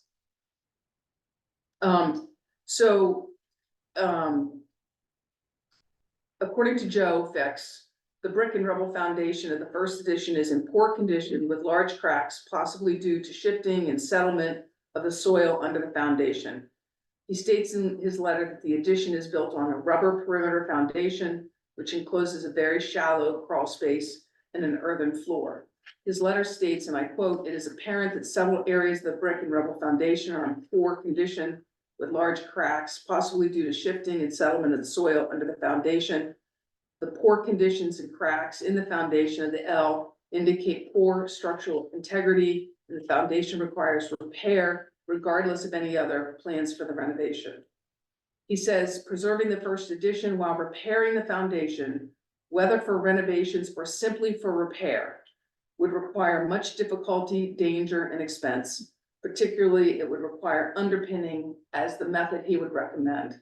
He describes this process as inserting several large steel needle beams under the first floor frame of the two-story L in order to temporarily support it, so the existing foundation can be removed and replaced. However, he's very clear to say that this process is difficult, hazardous, and costly. And it's quite interesting, his description of the process. He said it requires several steps.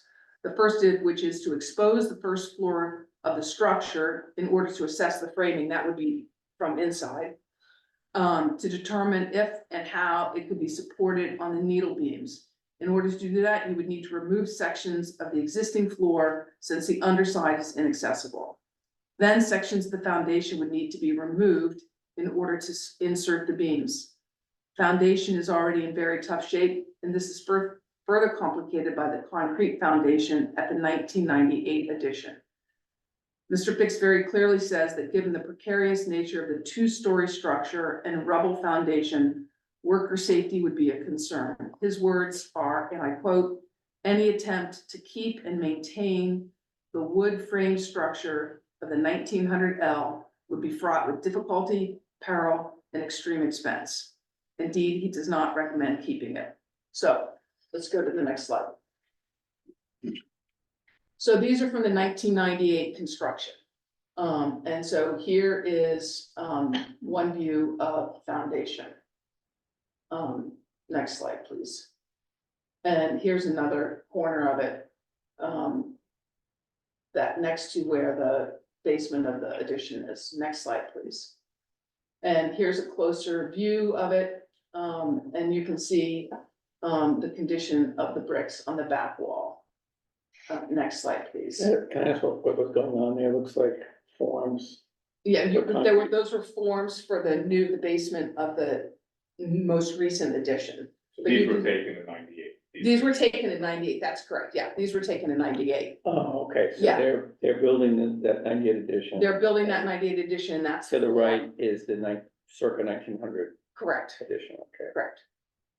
Sorry about that, I wasn't very clear. Next slide, please. Yeah. And so here you can see the rubble that he describes and the crawl space under the brick. Yeah, right, and what's wrong with that? And that's 2 stories on top of that. next You slide. get it, and raccoons have to have a door. Right, I know. And so here's obviously one of the braces they put in on that corner of that wall. Next slide, please. And here's another, corner of it, and you can see it displaying out, obviously. Next slide, please. And that's just another view of them holding it up while they're doing that other construction. Next slide. And here's the other side of it. Next slide. And that's where they were pouring the. Oh, okay, yeah, you can see Statement, the, you got it. right, Next slide. So here you can see the 1998 edition and how they built it up against the 1900 edition. Next slide. And actually, if you could go back, you can even see how the 1900 edition slopes back, right, away from the house a little bit. So you see right, so you see the foundation flat, then you see the slope of the bottom. Next slide, please. And here's the first edition foundation. Yeah. Next slide. Again, buckling. Next slide. This is the first edition foundation. is that where it meets the original house? Yeah, I think that is the original house, correct? Yes, that's against the original house. Next slide, please. So, the DCOD, of course, advisory review is to determine the historical home contains, whether the significance of the structure and the relative importance of the structure in the context of the block in which it's located. Here, the historic home contains the weight of the historic significance of the structure, not necessarily the 1900 edition. The structure has been the center of much change. The proposed addition that Matt's going to review in a little bit would be much in the same footprint of the existing two additions. The proposed addition will be subservient to what is the main house. And the proposal is certainly more deferential to the historic structure than what exists there today. So let's look at the neighborhood and the house. So here's a photo of the front of the house. Next slide, please. And here's the rear, so you can see that two-story 1900 edition attached and then the 1998 edition. Next slide. And there's another view of it. And you can see how it drops in that back there. That's what I was trying to explain. So this, the part of the structure that's closest to us in this photo is the one side of the original house, which the front of which is to the right. Yes, here. that's correct. Oh, interesting. Looks like that corner is definitely not a 1765 architectural design, but that's neither here nor there. You know what I mean? It's like The plaster. the poster, right? It's like a revival type. Maybe Same. somebody added it later. I mean, Yeah. next slide, please. Probably been recited a few times. Yeah. So here's the back corner on that same side. Next slide. And here's the west side elevation. Next slide, please. So that's the front of the house to the left. Yeah, as you're coming down Right. Ashland Street, that's correct. And again, this is that's that same side right here, as you're coming down Okay. Ashland Street. Next slide, please. And here's the rear. This lot drops to the back, obviously, right? There's a pretty big grade change towards the back. Actually, maybe the grade change is pulling the weight of that two-story addition. Maybe that, and I'm serious, maybe that's why that, is pulling like that. Possible. Next slide, please. And then you can see the rear, we thought this was an interesting contextual photo for the rear of it. Next slide, please. And then, here we have the streetscape on Ashland Street. Next slide. And this is further down Ashland 21 and 19. Next slide. And 27. Is that the subject house just to the left? Yes. And I think it'll be interesting, and Matt can talk about this. I think that view is not going to change. That view is not going to change Yeah. from what we're proposing.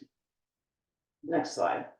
It's like when they moved it, they didn't bother rebuilding all the masonry that almost certainly would have been there for Right. yes, center chimney or something, right? Because that's a much smaller chimney.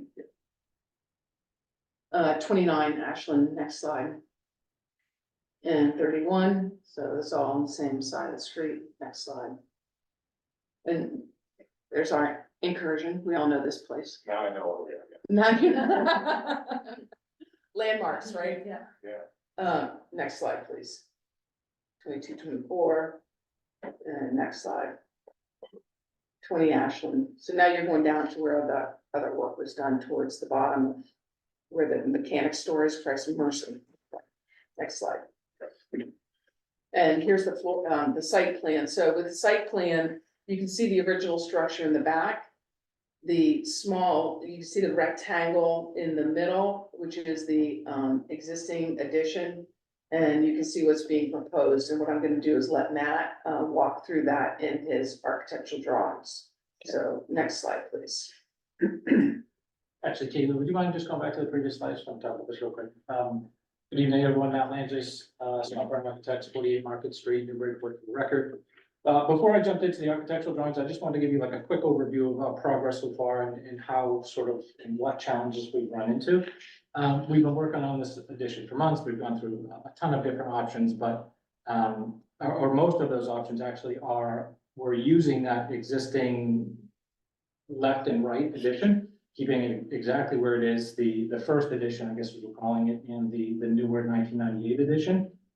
And then simply adding what we wanted to beyond it, which would actually get us out of, I shouldn't say get us out of, but we wouldn't need to have a DCOD application and, you know, allow us a little bit more flexibility with the addition. The thing though was that we kept running into very similar problems. The first problem is the stair that we were proposing to do in Connector is virtually impossible to get to the existing basement where the new foundation pours up against the house. And it's also inaccessible. It's only about maybe 1.5 foot deep. The dumbbell plan configuration is also just extremely difficult to work with from an architectural perspective. We just couldn't get it to reflect the style and appropriate renovation and addition that would match the age of this home. And I think that was why it was fighting us so hard, is because there's these like two components that are connected by a very thin addition, and getting a proper roof or scale or shape that would blend to the existing house was just very difficult. But the largest issue is the structural component. Regardless of what addition we added back here, as soon as we touch that back wall, we're gonna have to deal with the same foundation issues. Dealing with foundation issues is very common, especially in Newburyport. I mean, we kind of do it all the time. We dig basements down deeper, we pour haunch walls around the outside, or inside rather. We've underpinned a dozen times, but what makes this significantly different is there's nothing to underpin to. There's no haunch to pour against, and that's one of the more challenging things about this project.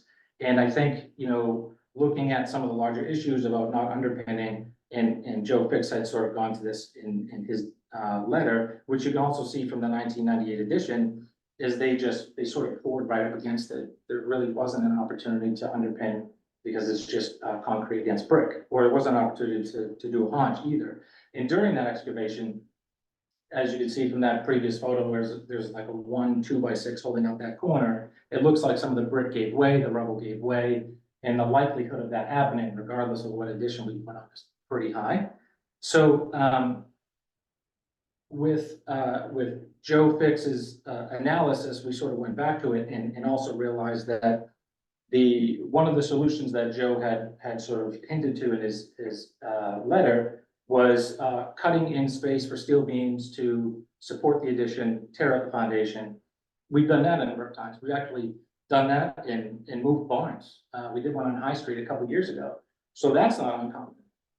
But the problem, I think, with this, and this keeps kind of going back to that foundation issue, is that as soon as we start cutting more holes out of the brick foundation, you're sort of compromising an already compromised foundation, and you're potentially creating a much more dangerous situation than we would normally get into.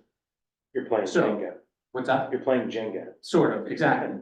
But realizing that though, we wanted to have like one or a few goals with this addition. Design it in a way that can create a clean and seamless connection to the existing house, both architecturally and structurally. So what does that mean? That means increasing the width from 10 feet to allow for a better utilization of the spaces inside. It's just really hard to get a kitchen, a bedroom, a closet to work in 10 feet. So widening that space gets you to do that. It also allows for a new staircase to go to all levels, bedroom, first floor, second floor. The existing first floor has this sort of, I guess for like the lack of a better term, like a captain staircase. It's like a U-shaped staircase, really small and not the best way to travel between levels. So a straight run of stairs and spaces to walk by on either side is kind of determining the width of the addition, and also gets you access into both room. And then it allows us to give an opportunity, or gives us an opportunity, sorry, to get away from the foundation issues and far enough away from them where we actually meet a clean new, shouldn't say new wall, but a clean wall, and have a much more secure connection that is much more structurally adequate than the brick foundation of the first addition. So from this site plan, we're actually increasing the width on either side of the existing dotted line by 4.5 feet. But we're still pinching it in about 7 feet from the corner of the existing box of the house. And then it extends, okay, now I don't know if we can blow it up beyond where the dotted line is and it's where it says screen porch. That extension before the screen porch is 2.5 feet, and then the screen porch is an additional 10. So the box, where a new foundation would go is 2.5 feet beyond the addition, and then the screen porch beyond that. Can I just quick question? Earlier, when you started, you said you were looking at a sort of dumbbell configuration. So does that mean you were looking at, let's say, a rectangle, the same orientation as the existing house on the other side of that narrow 10-foot addition? Exactly. Yep. That's one of the first things we looked at, All right. and trying to get, even trying to get a staircase to work in the connector was very difficult. All right, thanks. But yes, that's exactly it. Next slide, please. So from the front elevation, there's no change here, so it looks exactly the same. Next elevation, please. So this is a better view of how we're keeping the scale down. We're actually decreasing the height by changing the gable roof to a hip roof. We're also changing and lowering the pitch of the addition, which has a smaller impact on the existing roof and actually lands in just a little bit lower, the intersection point. And then the dotted lines on the bottom actually show what we're going to need to still do for the foundation. So even when we, assuming we move forward and everything is demolished and we're adding on this addition, we're still going to have some pretty significant foundation challenges. And part of it is pouring a haunch to hold up the existing main box of the house.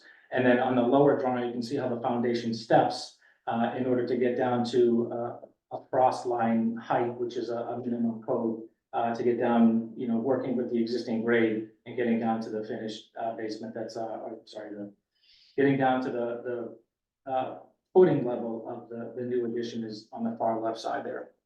You want to point out the issue with the roof line at the top.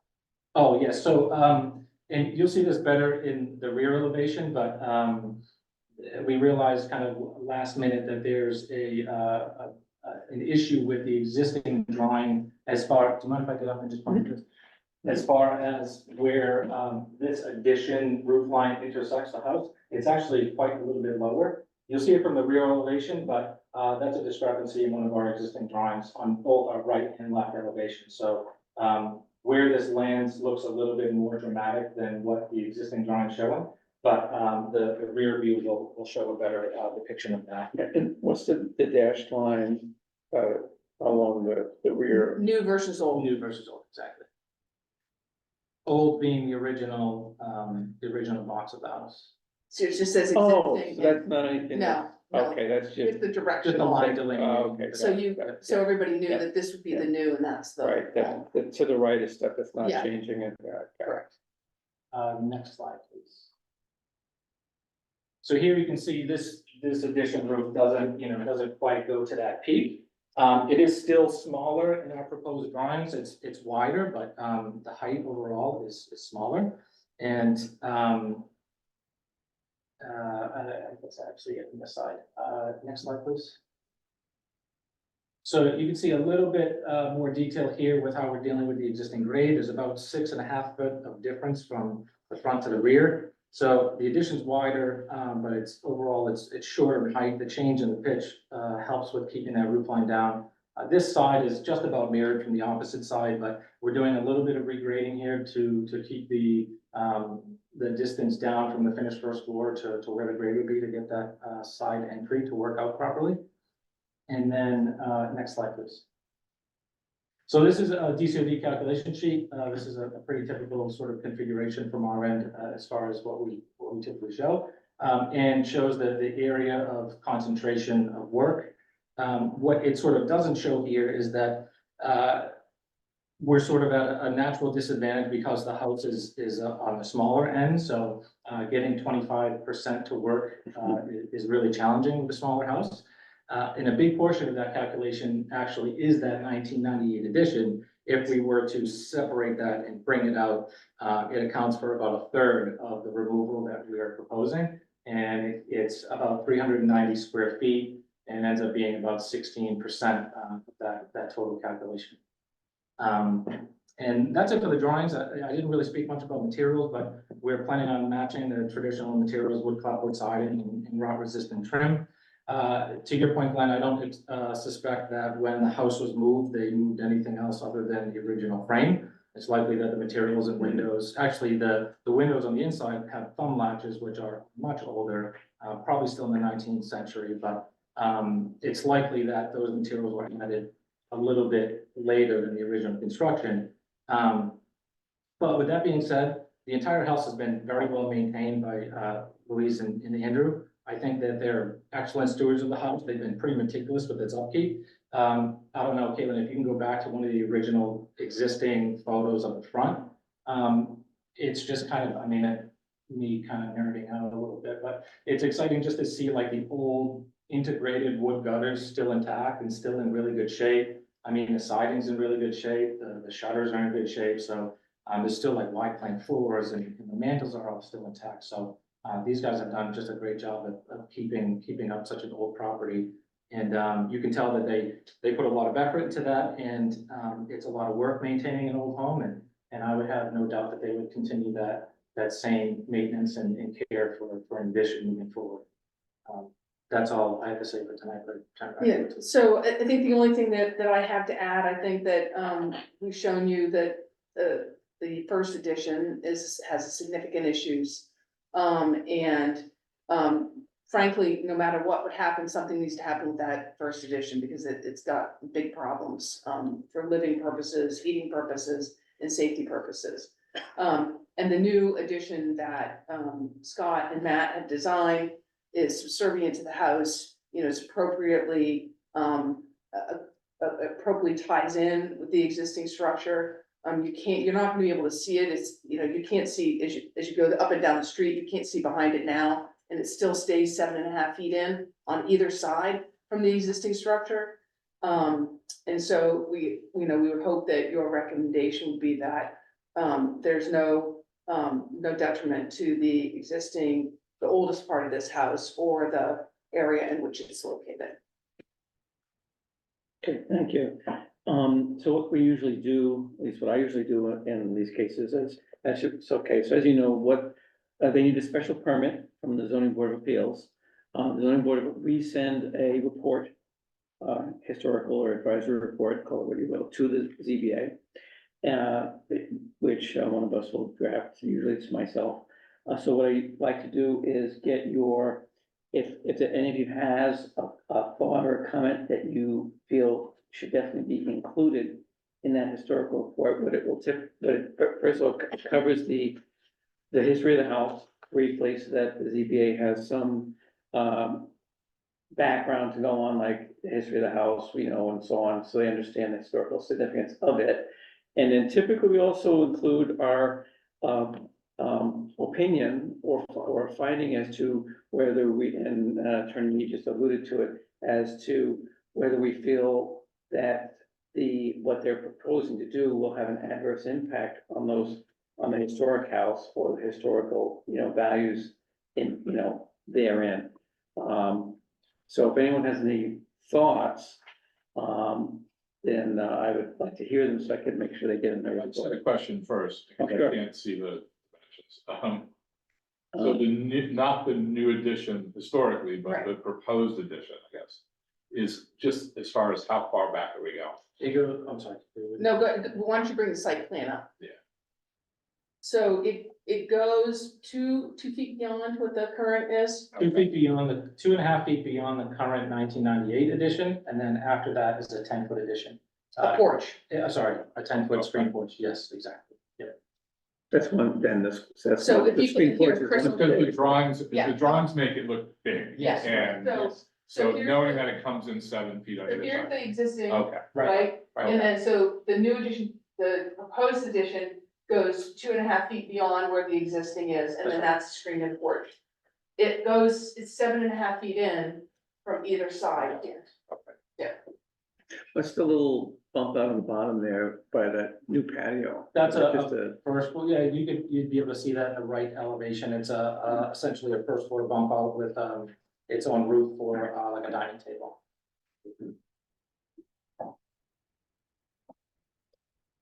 Oh, sorry, opposite. Next side. Yeah, sorry, one more. Yes, right here, Ah, exactly. okay. So it sort of matches the character of the entry roof with a bay window pump out. so 2.5 feet beyond the top picture, as far out. Yes, exactly. Yeah, you were to sort of draw like a line straight down there, that, yes, exactly. So this ends 2.5 Exactly. feet beyond. That's right, that's right. It's interesting, it's interesting how things can change perceptions, like the fact of going with the hip roof and pitches and so on, it really does make it look a lot less tall than it otherwise would, which is interesting.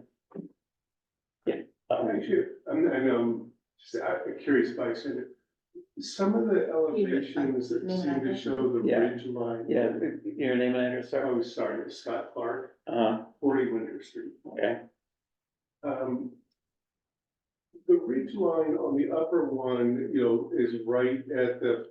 Oh, it's wrong.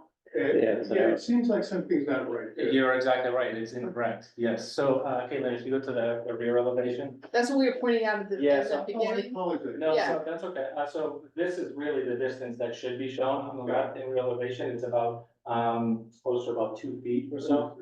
So that should be reflected on the elevation, but it's yeah, that should be fine. okay, so colleagues, any, Remember, this is very narrow. It's Oh, about yeah. 10 feet wide, yeah, exactly. Right. Yeah. either thoughts on things you want to include in the report? Especially whether or not you would think that it, either does or doesn't have an adverse impact. I'd like to know your thoughts on that, because we may not have a meeting in 2 weeks, There's nothing on the agenda at this point. yeah, so we might want to try to, get this to the ZBA without formally reviewing it again in meetings, so that's why I want to be especially careful to, get all your comments, even you over there, Ed. No, I have no comments on it. Okay, you're the only one on that side, so don't want you to be forgotten over there. I think it maintains the historic significance. They were, very conscientious of that. And, Sounds like you agree, Ed. my compliments and the roof.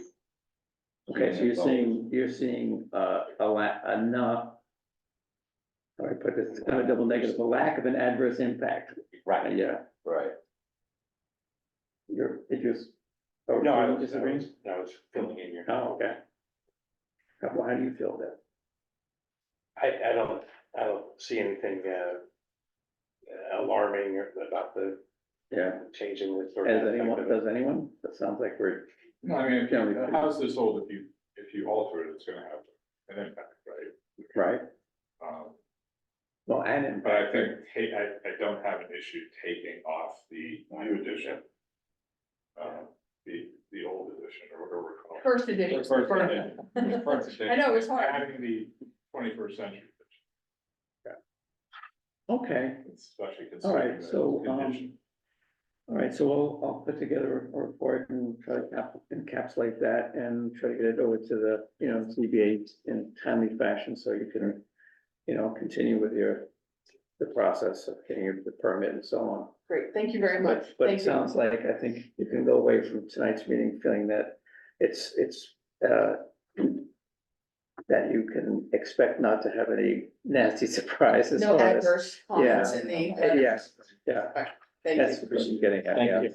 I am Thanks for coming. surprised the 1865 Historic Commission allowed the house to be moved. I know, right, what about that? Voted against. Well, maybe it would soften, maybe Lois softened by. But I'm sort of giving them the wondering how land. they did that, Chris. In that- Well, maybe the historic commission is still not fighting the war. I don't know. That's good. Oh, yeah. They both. Here. They did a hybrid. Hey, You tell them. order, I don't have a gavel, but. They moved houses a lot. They used to move, I mean, it was not unusual to move houses Yeah, it was very. in the 1800s. Right, There were no telephone poles either. right, that's what we were just talking about. Right? I didn't know that either. Caitlin. Thank you very much. Thank you, thank you. The Spofford Street, Yes. I almost forgot about that. Did he want us to, She said, whatever works for you. It's up to you, but maybe please notice. something came in late, wasn't on the official agenda. I'm sure you will remember the 3 properties, actually more are involved down at Spofford. Yeah, by what's going on? Cambridge. Yeah. The developer has suggested that he'd like to have take us on a site visit of number 5, so that we could see the condition issues, because he feels that might influence us one way or the other. So, he's not here, but he's not on the phone either, right? Or in the Zoom meeting? No. Okay, that's I'm referring to Eric Premack, the developer. So, and I personally would kind of like to see it anyway. I'm sure some of you would as well. Yes. What would be why don't we do this? Oh, usually we do it on a Saturday or Sunday morning. Yeah, we did a Sunday morning at the glass. Yeah, that was what we did last time. Late Sunday. Why don't we, all right, so Caitlin and I will, talk to the developer, see what he can do. Does anyone have a hard conflict on the, I have. and which weekend? On this weekend and the following one. Okay. So Oh, both. I'm in a Okay. different country. All right. So- Change That could be a bit of a problem. What country? Andrew, what country? Spain. That's a good reason. Any other hard conflict, huh? I would have a conflict the weekend of the 11th and 12th if we went that Of far. May, okay, I'm out of. okay, and I have one actually on May 4th and 5th. Okay, all right, well, let's see what we can arrange, and sometime now that the days might be getting long enough. Days to are do long, any- we could pop over Yeah. 5:30. Yeah, exactly, that's also a possibility, another one. if we have a nice evening, Oh, we're gonna be able to get inside the house? yeah, happily so, Excellent, yeah, excellent. Inside number 5? yeah. Yeah, I'm He very, drives on that one, huh? yeah, yeah, he's salivating. I want to know more about it. All right, so good, so you're making, then I'll make a note to Yeah. Will. I heard that story when I was. Let's see, yeah. Oh, really? This is the What's that? concept, so- It was injected in one of the buildings. Yeah. Yeah, injector. Caitlin. Yeah, I was like, the Venus like that. Gentlemen, That makes it historic. in the past, people have been critical of meetings going too long, so let's nip. You were not alone. Suggestions. So minutes from the 11th of April, Gretchen and I had a brief email exchange about that, and she clarified a couple things for me. I was kind of, the way certain things were worded, I got the wrong impression, I think, so I'm fine. Anyway, is there a motion to approve the April 11th minutes? I'll make that motion. Okay, that was Mr. Mouse. And, any second, someone? I think second. Okay, thank you, Andrew. Okay, let me get my little sheet here, my little voting, scorecard here. Okay, Andrew, what's your vote on? Yes. Okay, you're a yes. Mr. Bouse? Yes. You're a yes. Mr. Fay? Yes. You're a yes. Chris Bartel? Yes. You're a yes. Ed Weimer? I wasn't at the meeting. We will mark you as abstaining. Oops, did it in the wrong place. Hang on. And the chair is a yes. Okay, so Gretchen, those are approved. 1, 2, 3, 5 to 1. Okay, so one update was on the only update I have. Here. Is, what, do you have any updates? So, no. Okay. Yeah, there's only questions. Someone at City Hall cleverly scheduled the, open house for boards and commissions, on a night where we are meeting. So, and I know Beth and I have talked about that, and Biff, by the way, maybe my email reply, Biff, they had a very brief write-up on what the Historic Commission is and does, and it was like pretty scant. So, were you ever in advertising? Yes. It shows. So Biff wrote up a pretty impressive, thing, so we'll try to get that updated.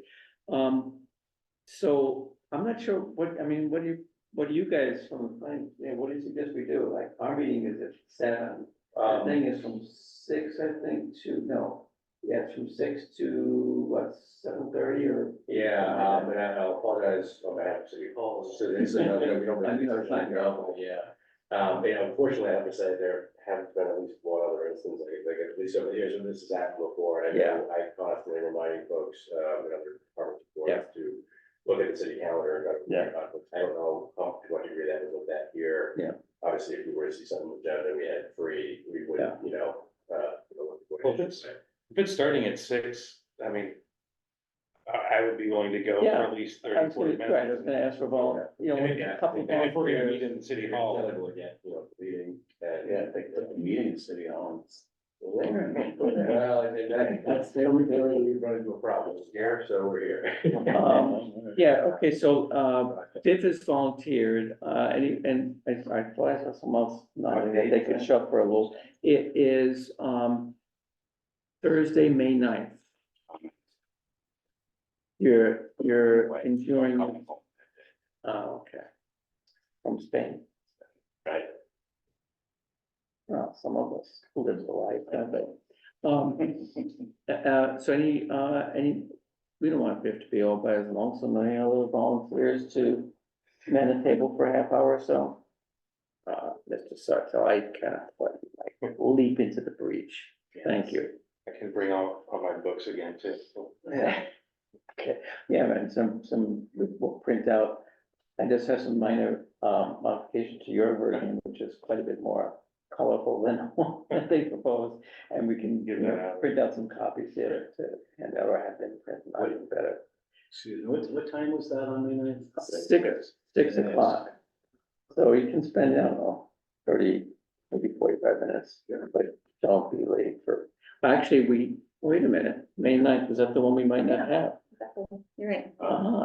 Maybe it will work out. Oh, so we're back to the same thing, which is we went on. I'll see you there. I'll see you there. They knew that. I don't know that they knew that. So can we, what if someone comes in tomorrow with some agenda item? Well, they missed the demo delay Oh, application they have? deadline, yeah, so it would have to be some kind of general business. I know that we Oh, would- okay, so probably something that we get to put off. Oh, okay, all right, well, that solves the problem then, okay. Well, I guess, Yeah. unless we're expecting, something along the lines, just wondering if you want to just totally cancel the meeting now, so you know, and then everybody can go that versus, I don't know if there's any reason to leave it open. Now, well, we're just gonna be here. Yeah. Should we know right now? There's no reason to have a meeting. That's, there should be a motion and a vote and all that. No, it doesn't require a formality. I just wonder, like, if you're all in agreement, it seems makes more sense. Sure. Turn that down. Okay, yeah, why don't we? Why don't we do that? Okay, and then everybody knows that you can also finish the whole time, and I wonder. if there is, Wanted me to sit on their desk, so I can split my time now. Yeah. Oh, right, yes, yeah. That's dog, because they're lucky. Okay, we're almost done. Will there be a reminder? And the other. Yeah, I can send it. Okay, we're almost done, folks, almost done, and you can chit chat what you like.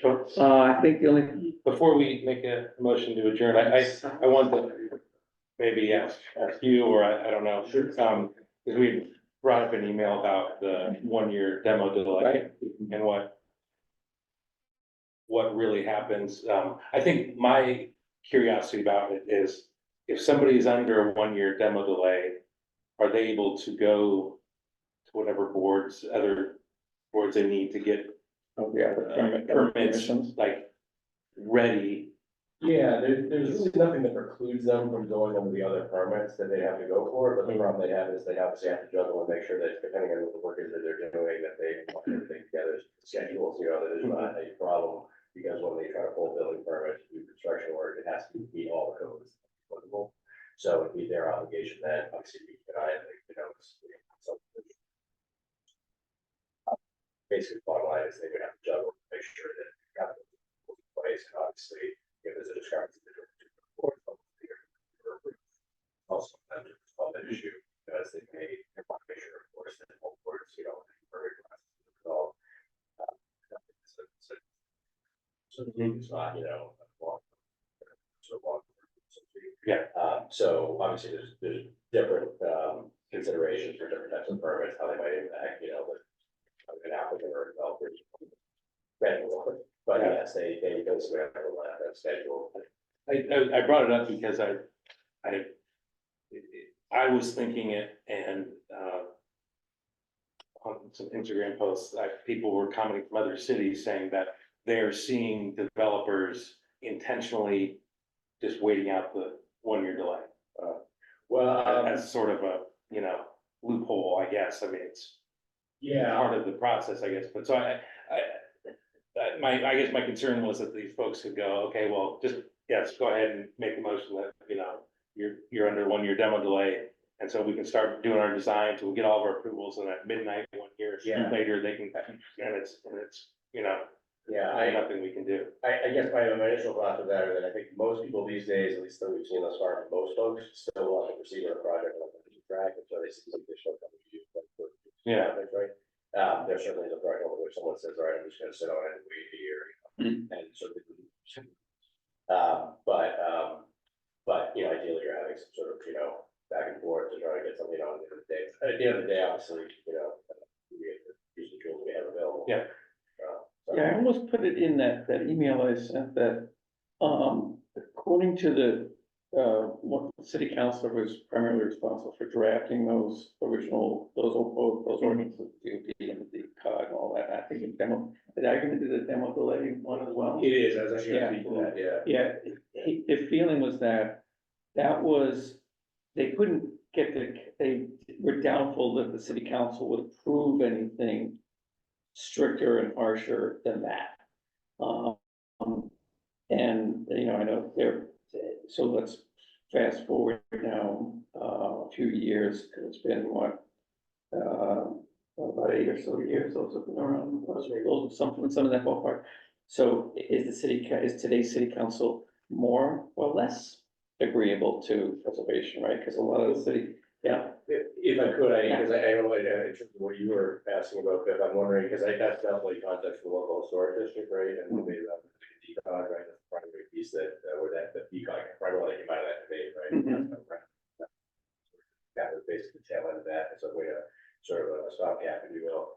The zoning provision, it's not full, obviously, but the thing I wanted to comment on was in terms of demo delay was, and I saw this when I first got here, but in the ordinance, the original, well, I say original demo delay, but the original demo delay when I got here, didn't have that, window of opportunity in which, you had to go through the year. 6 months. Permits, right, the 6-month window. And, to me, one of my reactions to that at the time was, well, you could easily see, what's it, $100 and the other time. Everybody files $100, everybody in the city files $100. With a demo delay, and there's no, you have to within 6 months, so you can literally have it pretty soon. I'm just gonna invest myself in knowing that I can follow my building if I want. And put that in, and so that's, at least there's this additional stopgap of an amendment that says, you're gonna act on that permit in the window, otherwise you're coming back again. So, it's trying to make, if you're really gonna do a project, you're proceeding with it, you're not just trying to get out the book and then everything around the city being, so. There's different ways of dealing with different tools, but in this case, as Glenn pointed out, there's a balancing act between, But I think what I felt from it, because I wasn't here when that went down, but I've read a lot about it, it seems like it was very much like, well, we want to get something through, and to, like the gentleman that was here earlier with the public comment in his letter he gave to us, it's the argument against the preservationists, which is, this is my house, I can do whatever I want to. Hmm. And I don't like the city telling us that I can't tear down my own property. And it's that balance of finding that, so I'm just kind of curious about that, but thank you. There's also in the other hearing, about 5 Spofford and whatnot, that, the attorney mentioned, he brought it about 5 times that they want to get the clock rolling.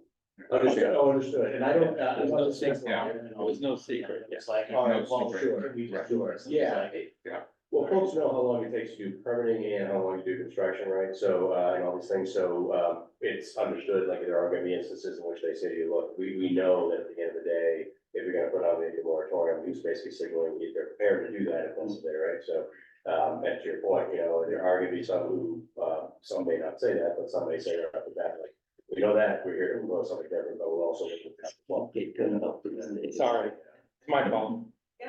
Depends on the nature of the project, or the magnitude, what kind of structure we're dealing with, right? That's, might be some of those, right? Huh? I'm just stretching. Okay, quick, I'm just wondering, how many of you were here during that whole local historic district debacle, like the one, the big one along High Street? That have all the people have the signs out. Yeah. Yeah, I've read about it, but I wasn't here.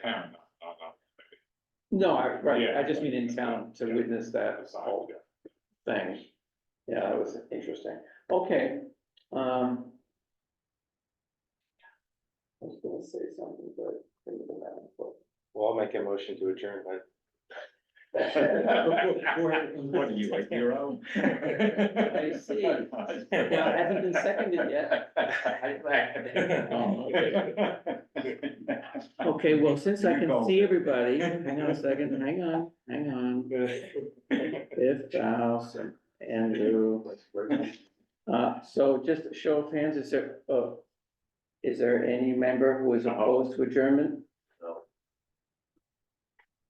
The ayes have it. Okay. Hear that, Gretchen? It was unanimous.